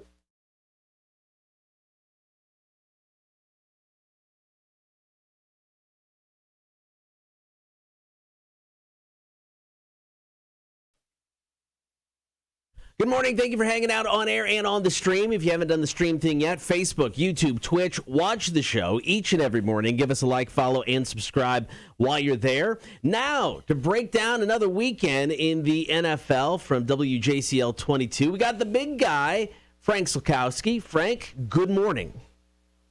Good morning, and what a time it is to be a sports fan in Savannah. Man, we talked to Bob Ohrablo, the team president of our brand new Savannah Ghost Pirates this morning. We were talking on the stream just a few minutes ago, but big guy, obviously very excited for the return, or I guess the first coming of hockey into the area now. Do you love the name? Are you a Ghost Pirate? I mean, are we going to put a big hat on you, an eye patch? Like, how soon can we do this? It's going to have to be done. I think, having yesterday's, unveiling of the logo, very well done. I love the name. I love the logo, and it's one of those things where it's quirky. It's like the Savannah Bananas, the Ghost Pirates. We are a quirky place. Let's be honest. Savannah is its own beast, and to have sports teams that kind of reflect that. And I tell you what, I can tell you right now, I don't know necessarily how good or what level the talent and everything's going to be on the ice, but if it's anything like the logo, this will be fun. Yeah, it's going to be a lot of fun, man. All right, let's dive into some NFL action Thursday night tonight. Big game. 6-1 Packers taking on the 7-0 Cardinals. Who you got? Yeah, you're talking about probably the best matchup of the week coming right out the gate on a Thursday night in this one. 7-0, 6-1. Cardinals high flying. We've seen what Kyler Murray's been able to do, really getting the ball all over the place. But if there's one place Green Bay, I think, can get the Cardinals is if Green Bay can run the ball. That's the big thing. Cardinals are giving up about 5 yards a carry. So if you want to slow them down, and that's what the Packers are going to want to do. They're going to want to slow down the clock, have kind of they want to be very physical and eat that clock and eat up some yards on the ground. If Green Bay can do that, they're going to be in the game. With that said, I don't know if they can do that the whole game because Arizona, they're going to get their points. And if you get a shootout, Green Bay, I don't know if they can keep up with them. I think the Cardinals remain undefeated. I think you're absolutely right there, big guy, especially with the news coming out late last night that J.J. Watt pretty much has a blown-out shoulder. He's going to be out for quite some time. He's hoping that he can come back before the end of the season because the Cardinals are on quite a run, being 7-0. Let's go ahead and move on to our next game. Of course, so I always get so nervous, big guy, when we talk about the Falcons. But let's talk about the Panthers. They seem to be falling apart. That's the good news. The Panthers seem to be falling apart. They kind of benched Sam Darnold last week. The Panthers are 3-4 now, taking on the Falcons at home, who are 500, 3-3. Kind of a big deal. Big guy, who do you see taking this one? Yeah, the Falcons have rattled off some wins. They're actually favored in this game by a field goal, which is, so basically this is a pick 'em at home. You talked about Carolina. They started out 3-0, and everybody was kind of looking at the Panthers, saying, "Well, look at this. Look what's going on up in Charlotte." Mm-hmm. But then, Christian McCaffrey goes down. They drop 4 straight. The Panthers go as Christian McCaffrey goes. I mean, if that guy is in the lineup, you do have one of the top players in the NFL. The problem is he is banged up. A hamstring is something you just don't rush right back from. It can be lingering and nagging. And let's be honest, with each game, the Falcons seem to be gaining some confidence. Again, don't get me wrong. It wasn't like they went out and beat, the Super Bowl champs or anything last week with a field goal win against Miami. But they are gaining confidence. I think this is a game the Falcons do win. I think Carolina's reeling a little bit. And until Christian McCaffrey's back in that lineup, and they can see what's going on with Sam Darnold, I think the Falcons win this game at home to pick up a very key win in the NFC South. All right, last game we're going to have you break down for the weekend, big guy. Patriots at Chargers. What you thinking? This is one of those toss-up games to me. I really watched New England closely a couple times this year, and I wanted to see how the evolution of the post-Tom Brady era there in Foxborough goes, and I've been impressed. I think the defense is really good. With that said, I think the Chargers win this game. I think Chargers are finding, they got the rhythm going. They got a good thing going right now, and I do. I think New England is starting to put things together. I don't know if they're going to be fully back to where they were when Tom Brady was there. I think this is a game the Chargers win, although I think this will be one of the more competitive games of the weekend. All right, big guy, as always, thank you so much for breaking it down, man. We appreciate it. Have a good day, sir. You too. All right, we got the latest from Volbeat. It's Shotgun Blues, Kotter and Marshall, Rock 106.1. All right, Frank, thanks for joining us, man. We appreciate it. He's gone. If you're up, he's gone. Okay. Well, we appreciate you anyway, big guy. We appreciate you anyway. Dylan, have a great one, man. See you, Dylan. Liquid came on. He says, "Good morning, Horde. Good morning, Kotter and Marshall. Do you have any words for Liquid?" Good morning, Liquid. Oh, that was gonna be a lot worse than that. Not a fan of you, dude. I have to double look, but I think my brain's telling me I didn't get the winner information from you yesterday. It was Holly, right? No, I think that was the other. Was it? Hold on, let me look. Sorry, I just thought of that because I thought of that when I got home yesterday. Yeah, I think it was Holly, so we should have her number. Yeah. Let me triple check. You're probably right. So I went to go use the restroom earlier while Kotter was editing up Are You Smarter Than a Community College Dropout Trivia? And literally 3 seconds before I turned the corner to walk into the bathroom, our boss walked in. So now I can't go to the bathroom ever. It was Holly, you're right. Okay. So now I have to go bathroom, and I'll perpetually be this way for the rest of my life. So thanks, A-Dub, thanks. Is Perfect Touch open yet? Although Tony, who is a member of the Horde and very kind, and she owns a Perfect Touch massage right next door, dude, I cannot go over there and, in good conscience, just poop in her toilet. Yeah, I get that. You like her. Yeah, I like her. I mean, like, I'm not saying, like, I don't have the bowels of our boss, A-Dub, which literally could clear an entire lot of livestock, knocking them down dead. But I just can't do it. I just couldn't do it. Liquid says, so no go for me on the season tickets, but I am pumped for the team logo and all that jazz. I get that, man. I mean, there'll be tickets open for, single games. You should definitely go check one out. All right, we got about a minute 20.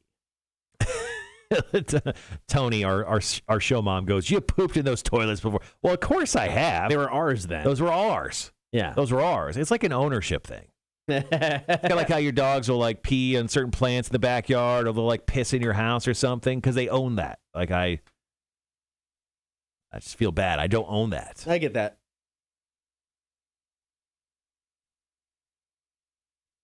All right, under a minute. We're going to get into this story about pairing alcohol and Halloween candy. Mm-hmm. And we don't need to run through all of them. No, I was going to bring up Captain Morgan, Natty Light, and Jack Daniels. Those are the three that I keyed on. Oh, I also had the Malibu one as well. I think those are good. You just want to do those four then? Yeah, I think that's perfect. Unless we're really getting into it, then we can squeeze in others. But I do have all of them. Liquid says, I just can't justify the cost for a schedule that won't be out for a while, but yes, I will go to a few games. Yeah. I mean, the cool thing is if you do like a half-season schedule, Liquid, it's 20 games, and you get to choose your games. Just a heads up there. All right, guys, we'll be right back.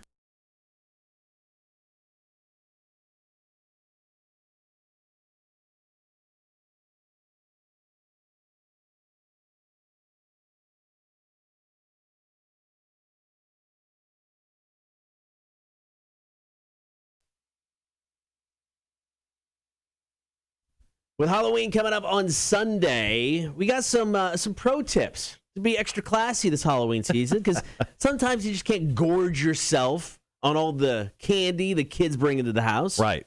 Sometimes, like I said, you be classy with it. You pair it with some nice alcohol. Well, the cool thing is if you get drunk while eating candy because you kind of feel that way, you technically have more room in your stomach. That's true. You don't feel as full, so you can eat more candy. So that's just a pro tip right there. So we're really doing the Lord's work right now. This is from a website that legitly kind of thought about this and said, let's pair some stuff up. So let's start. Captain Morgan, which I'm a fan of. Captain Morgan rum. Yep. I love Captain Morgan. They're saying Captain Morgan and Twix. They say pairing a dark rum with the Twix bar is like pairing peanut butter and jelly. They go perfectly together. The darkness of the rum will nicely be balanced by the lightness of the cookie and chocolate, and the caramel will just pull it all together. I'm kind of sold on this idea. This one sounds really good. Are we drinking, are we like straight Captain Morgan? Are we just like doing like a rum and Coke type situation with the Twix? I don't know. I mean, I don't know if I've ever drank just straight rum. That's always something I mix with something else. Yeah, generally, yeah. Same here. All right, well, there's more Halloween candy and alcohol combinations we need to get to. How about this one, Kotter? This one I love. Okay. How about Natty Light? We're talking about the classiest of beers with one of my favorite Halloween candies, candy corn. So according to this little blurb they wrote here, they said, for all you lovers of tradition out there, I suggest a pairing of the traditional college beer, Natty Light, with a traditional Halloween candy like candy corn. It's like drinking beer and eating popcorn, only Halloween themed. And you know what? That sounds about right. I kind of love it. I didn't know there was a way to make Natty Light worse, but I think we found it. How dare you? Sir. How dare you? Assault. Someone call the cops. I mean, I'll drink Natty Light, but I can't stand candy corn. I'm out. You know, when you leave, I'm going to fill your entire car with candy corn. Son of a bitch. Yeah. I mean, you're going to open the door. It's going to pour out. My forever gift to you. I'll be picking candy corn out of, whatever for the next 3 years. Also on this list of alcohol paired with chocolate or just some Halloween candy, Jack Daniels and Reese's. No? I mean, really? Jack Daniels has like a weirdly high alcohol burn. Yeah. And it's really sweet. So maybe it will go together with the peanut butter cups. The person who put together this list said, I'm a firm believer that peanut butter makes everything better, even whiskey. So for all you whiskey drinkers and non-drinkers out there, pair it with a Reese's and you won't be sorry. Well, peanut butter whiskey, if you talk about Screwball. That's delicious. Yeah. I mean, think about Screwball whiskey and Reese's peanut butter cups. Wow. Is that too much peanut butter? No. Yeah, good I don't point. think it's possible. Yeah, it's not possible. All right, we got one more. Oh, yeah. This one is, and this is kind of like a candy I've recently rediscovered, and it's become my favorite when Tony from A Perfect Touch brings some over. Hint, Malibu and the Almond Joy. Yeah, it says here, just go ahead and make yourself a Malibu Mixie. Is that what it says? Mixie? And yeah, while you're sipping, take a bite of the Almond Joy. You'll feel like you're on the beach in the Bahamas, not in a cramped dorm room pre-gaming. I think this is definitely a fantastic combination. I think that may be my favorite one on this list. That's the one we should try. You know what? I'll say it. We should do it tomorrow live on the air. Okay. Yeah, we should. You know what? How about this? Let's try a few of these combinations out on the air tomorrow. Okay. It would be rude if we didn't. It's true. Let's do our own research. Very true. Okay. All right. Tomorrow on the show, it's happening. All right. Coming up next, going to get to some Marshall's music news. Kotter and Marshall, Rock 106.1. All right. Red says, the captain's challenge, Captain Morgan and Captain Crunch instead of milk. Use rum. Tony says she'll be overlaid with the candy. All right, sadly, I can't wait. I have to dude, use I'm the so restroom. sorry. I'm pray for my soul. Godspeed. All right, I'll be back. Godspeed.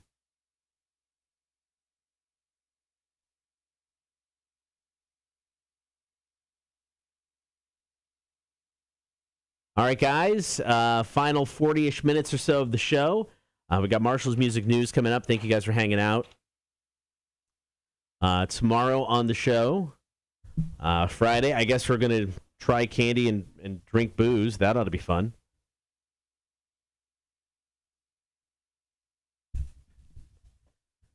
Let's see. Sorry. Then in for beer for breakfast. If my email opens up, there it is. Come on. Ryan Dunn. He is a local, we'll just say local ghost hunter. A couple years ago, several years ago, was able to tag along in something they did upstairs at Moon River, and it was awesome. So just in time for Halloween, we're drinking beers and talking ghosts with Ryan Dunn tomorrow. Beer for breakfast, top of the 9 o'clock hour.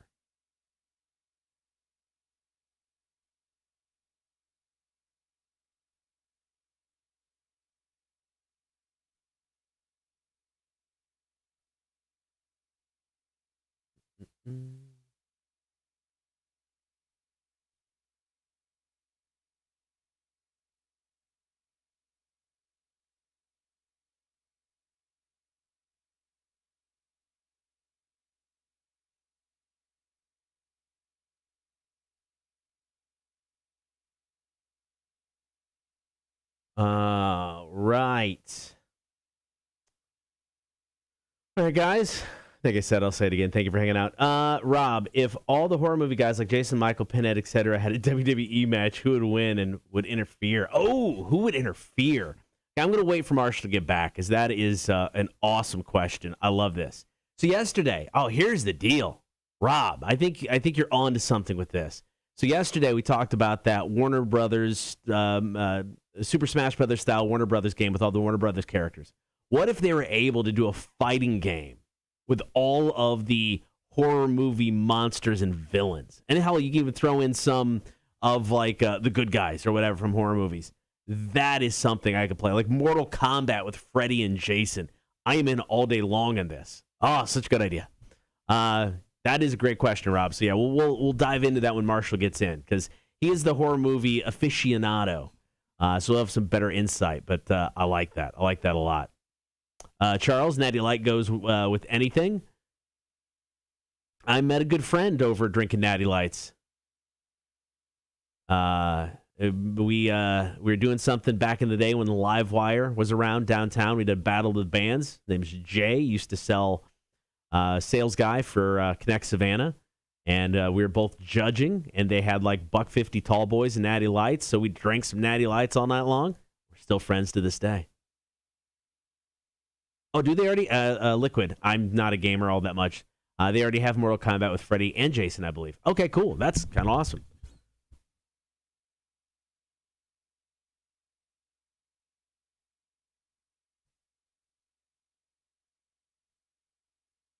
Oh, there you go.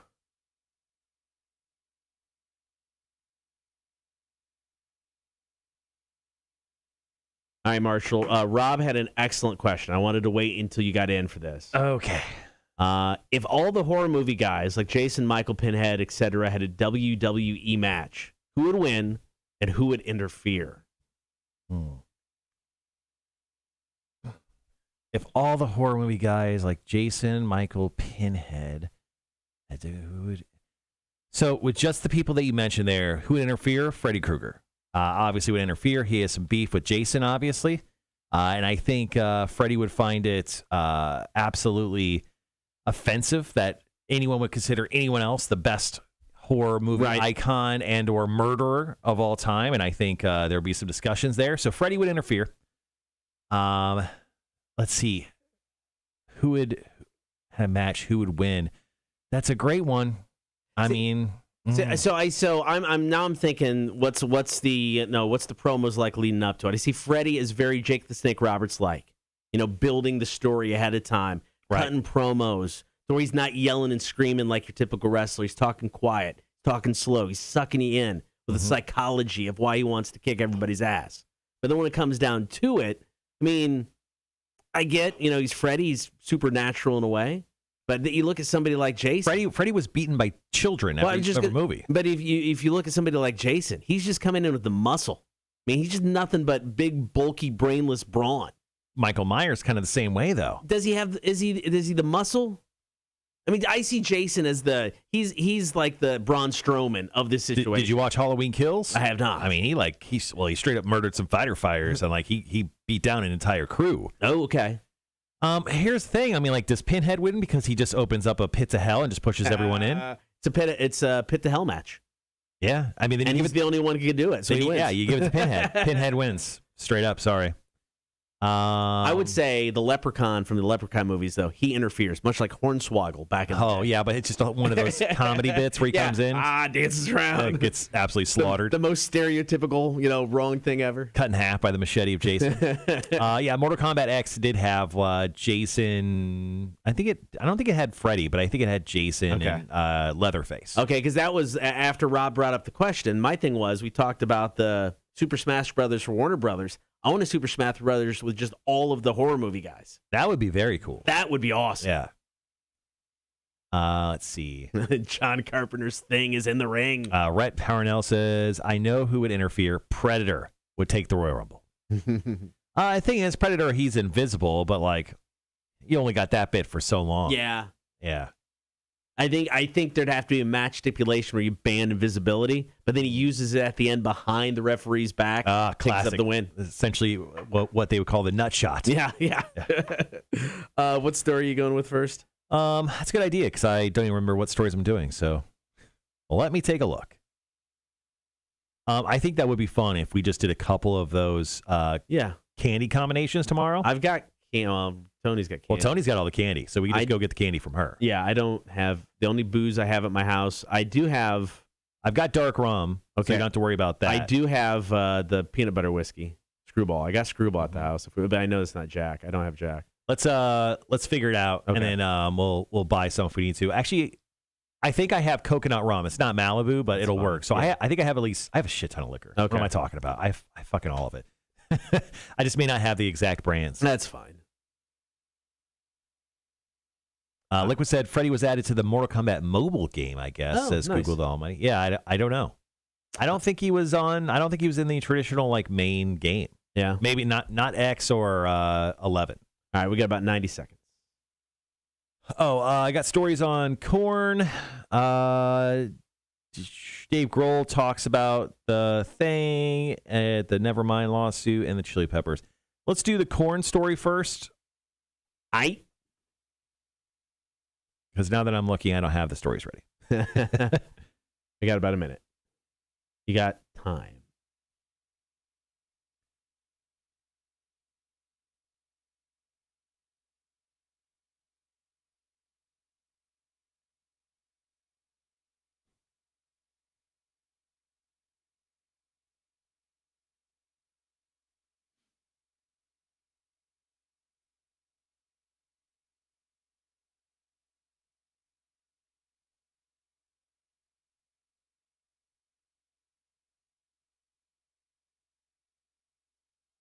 All right, guys, 27 seconds. We'll be right back.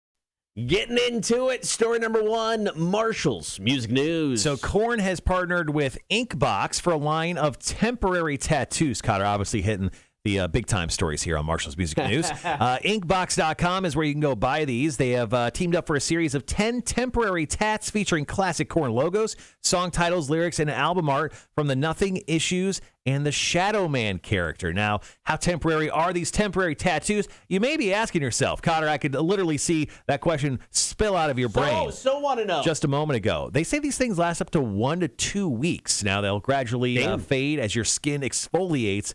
But they're also touted as being waterproof, so you can shower, sweat, and go about your day. Now, if you want to wear these sweet temporary tattoos to a show, they recommend you put them on 24 to 36 hours prior to jumping into the pit, just in case you're wondering. Now, they run about $17 to $19 a piece. And once again, you can get yours now at inkbox.com. $20 for a fake tattoo? Shh. No. They're awesome. I'm not saying they're not awesome, but $20. All right, more of Marshall's Music News coming up. Here's Korn and Got the Life. It is the Kotter and Marshall Show. Good morning, Rock 106.1.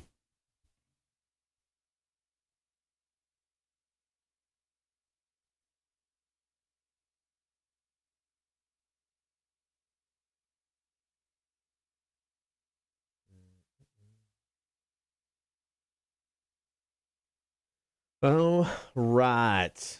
2 more breaks to go. Man, this show did go by really, really stinking quick. Tony, I have vodka, rum, and bourbon. Tony's got it all. Wait, you got liquor in your office too? Oh shoot, we got liquor. Yeah, we're good. Let's just we'll see what we got. Yeah, put 2 and 2 together, and we'll figure that out. But yeah, let's do that for.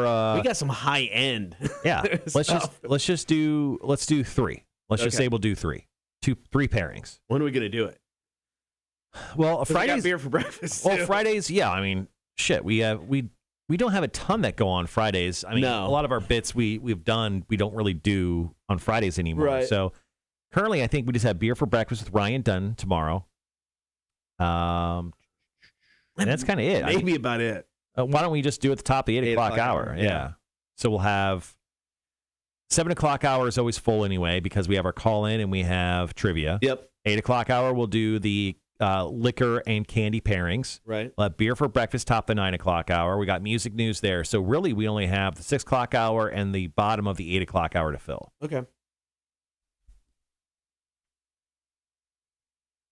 Rhett with apparently breaking news. Snoop and Eminem have made up and squashed their feud. Thank God. Oh. I was terrified about that. Liquid said, I wanted to tell y'all I saw Dune. That's it. How was it? Or is that's it, your review? That's weird because I actually heard a lot of people like ecstatically talk about the movie. Right. I really want to see it.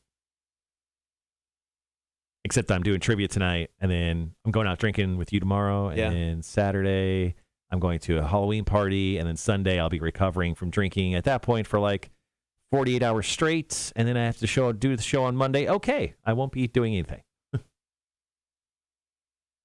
Oh, they needed to since they're both performing at the Super Bowl. Good call. That. Oh, Chris saw it. Awesome. Yeah, said Dune. He liked Dune a lot. So, Liquid, did you like Dune or no? Honestly, I thought it was trash. Ooh, wow. Hot take. All right. It was so bad they immediately announced they're making a sequel to it.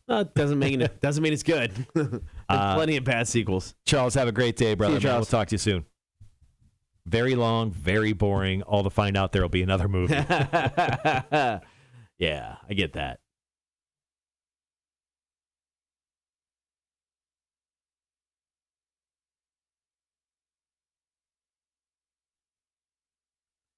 All right, next up, we'll do a story about Dave Grohl commenting on a current lawsuit against Nirvana and his album Nevermind that he did with obviously Kurt and Chris. All right, guys, be right back.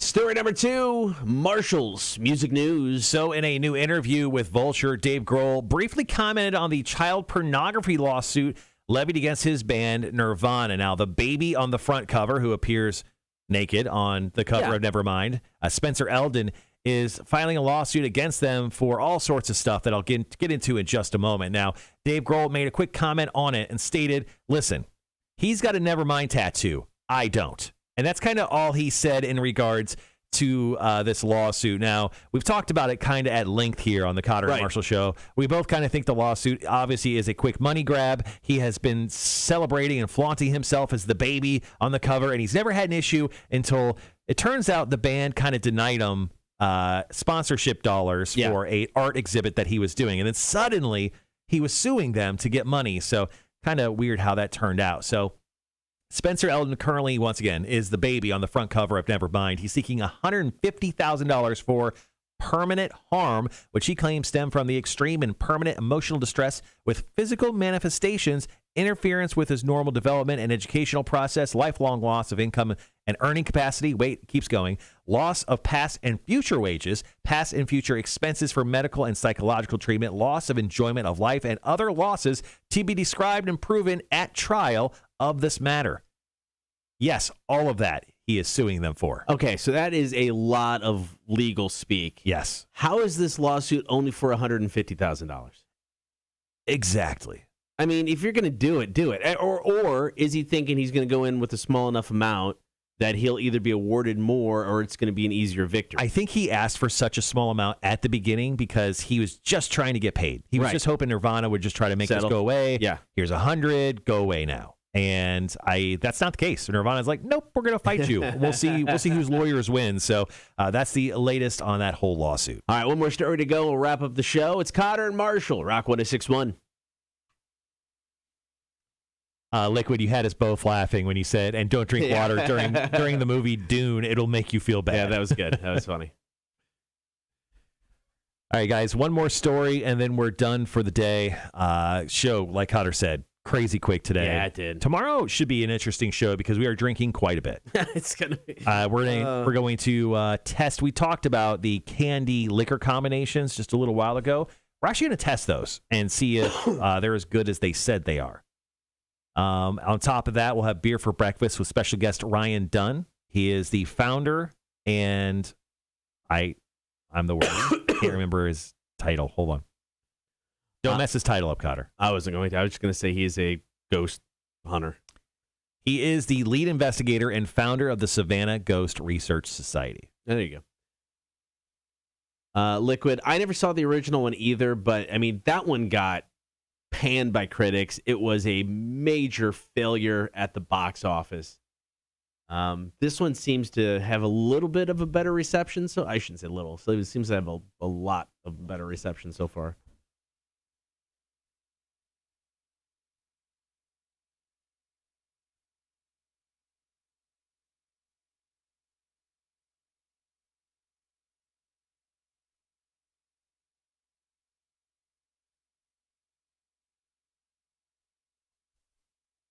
Rob says, I saw Dune 2. It looked pretty. The FX are amazing, especially the worms, but admittedly, I fell asleep. It's quite long, right? It's like 2.5 hours long, guys.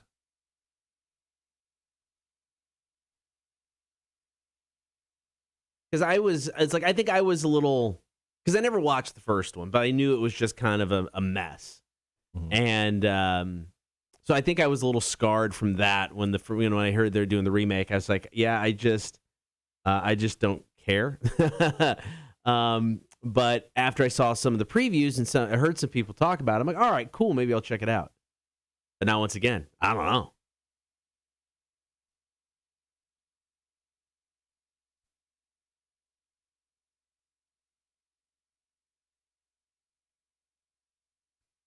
All right, sorry, I was just going over the last details of our last story. We're going to talk about a band we never talk about, Behemoth. Yeah. Behemoth, they kind of like dress up kind of crazy looking, kind of like Slipknot do. Right. And I'm going to talk about Nurgle, which is one of the band members. That's awesome. It's a fun little story. 2.5 hours long is Dune. Too long, and the plot is slow as hell. Is that's an official shirt too? I like that too. Yeah, no, that shirt was there last night. That's The beer hockey one. Beer hockey, yeah. The only reason I didn't buy that is like I thought it was a little too St. Patty's Day. Oh, okay. If I just wore it a lot between now and St. Patty's Day, I feel like I'd be blowing my St. Patty's Day T-shirt load. Right. But it is a cool shirt. Yeah, just the beer hockey one. Now I'm going hat. Getting the hat. Yeah, I know they're going to do a bunch of new stuff even before the season. Oh yeah. So I'm just gonna rock this hoodie T-shirt for a while, and then I'll get some new stuff. I need to order the hat soon because something tells me they're going to sell out a lot of their stuff. Probably. You should pick it up today, yeah. Large, right? I don't think I need an extra large hat. How big is your head? I don't know. All right, so we got brand new Ghost. Hunter's Moon is coming up, if you haven't heard that.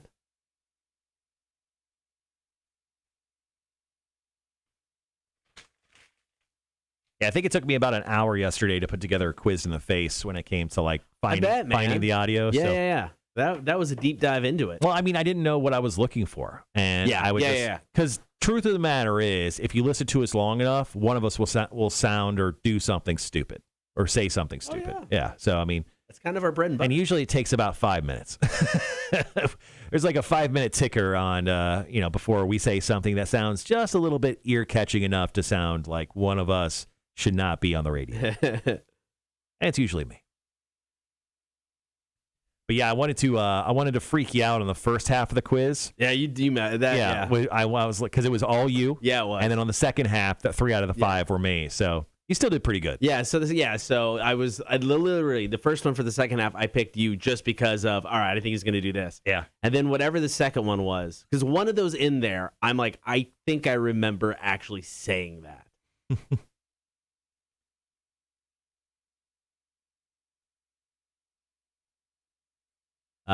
Rob said, I picked that Kotter always apologizes in advance. You're right. Yeah. You're 100% right. Sorry. It's true. He's a big time apologizer. He'll apologize to his wife for like waking up. Oh, sorry. I woke up. So sorry. I woke up. Well, no. So I did. So I got up this morning and I told the story earlier.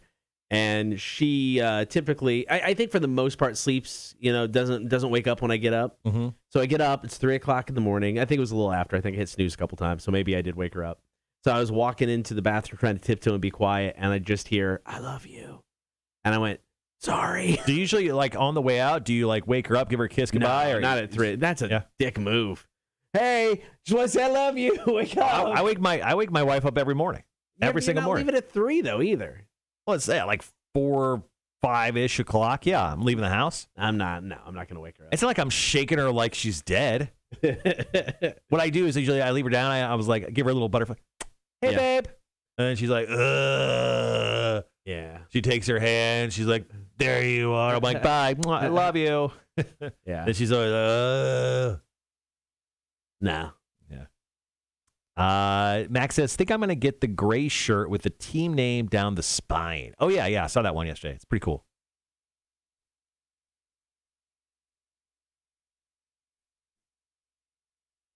All right. Ooh, 2 minutes, and then we're done for the day? We are. We have to just do our other jobs, though? Yeah. Yeah, shit.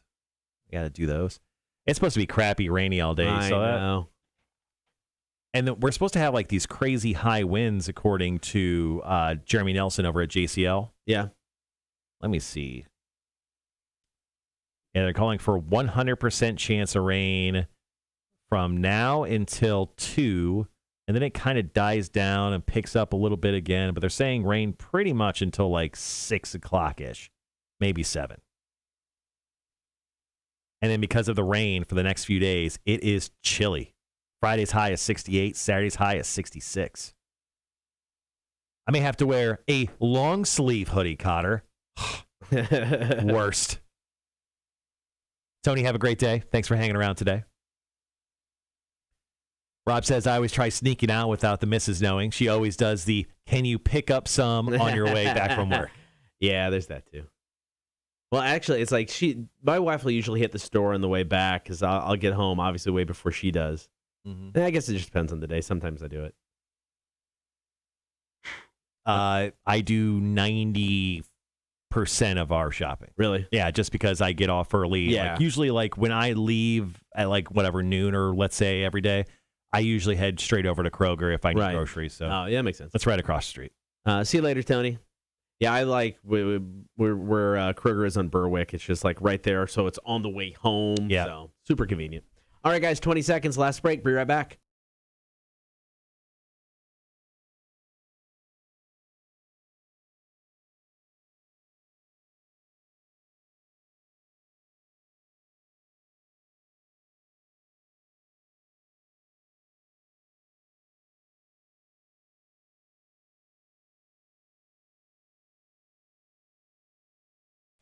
All right, before we get out of here one more time, Marshall's Music News. We're going to talk about a band we never talk about, Kotter. Behemoth's Nurgle explained that the Red Hot Chili Peppers frontman Anthony Kiedis taught him the polite way to say no to fans when it comes to certain situations. Now, he was recently on a podcast talking about this, how one of his friends got a chance to meet several celebrities in L.A. recently, including Ozzy Osbourne and Anthony Kiedis. Now, Ozzy said, yeah, absolutely no problem, let's take a picture. But Anthony said, absolutely not. When it came to saying no to a photo, he goes, I mean, it's cool if people do that. I usually do that, but on many occasions, fans, they're just all over you. Yeah. They don't know where the boundaries are. They don't feel that. You're just in a restaurant having a date with a lady, and they come up and ask, can we take a photo? And he goes, no. The frontman admitted that hearing his friend's story about Anthony Kiedis actually inspired him to say no more often, but you have to say it in a very assertive but polite way. Right. He goes, so I have no problem with saying, I'm sorry, this is a private meeting, I'm having a date, hopefully next time, and I'm happy to see their reactions, which 9 out of 10 times he says are like, I respect that, sorry for disturbing you, see you next time, can I shake your hand? He goes, of course you can, that is cool, but leave me alone. I'm always very reluctant if you see somebody famous to go over and say hi, because I don't want to be the guy that's just like, they're annoying. Yeah. You know, it would have to be somebody like once in a lifetime opportunity, I think, for me to go over and say, yo. What's the one celebrity you would do that for? Oh man, that's a good question. Geddy Lee. Yeah, I mean, I would say Rush is probably high on that list, because I mean, I really can't think of too many. I mean, Rush by default, you know, probably. You?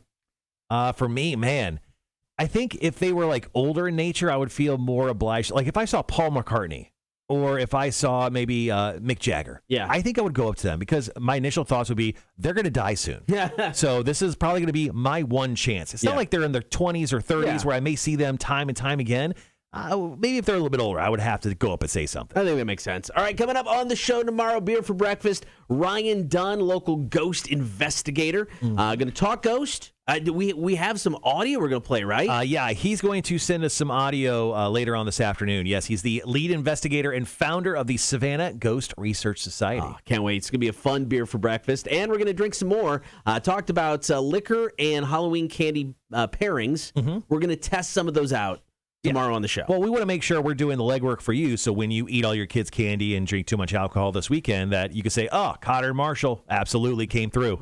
There you go. All right, guys, thanks for hanging out on air and on the stream. We appreciate it. Talk to you tomorrow morning at 6. Kotter and Marshall, Rock 106.1.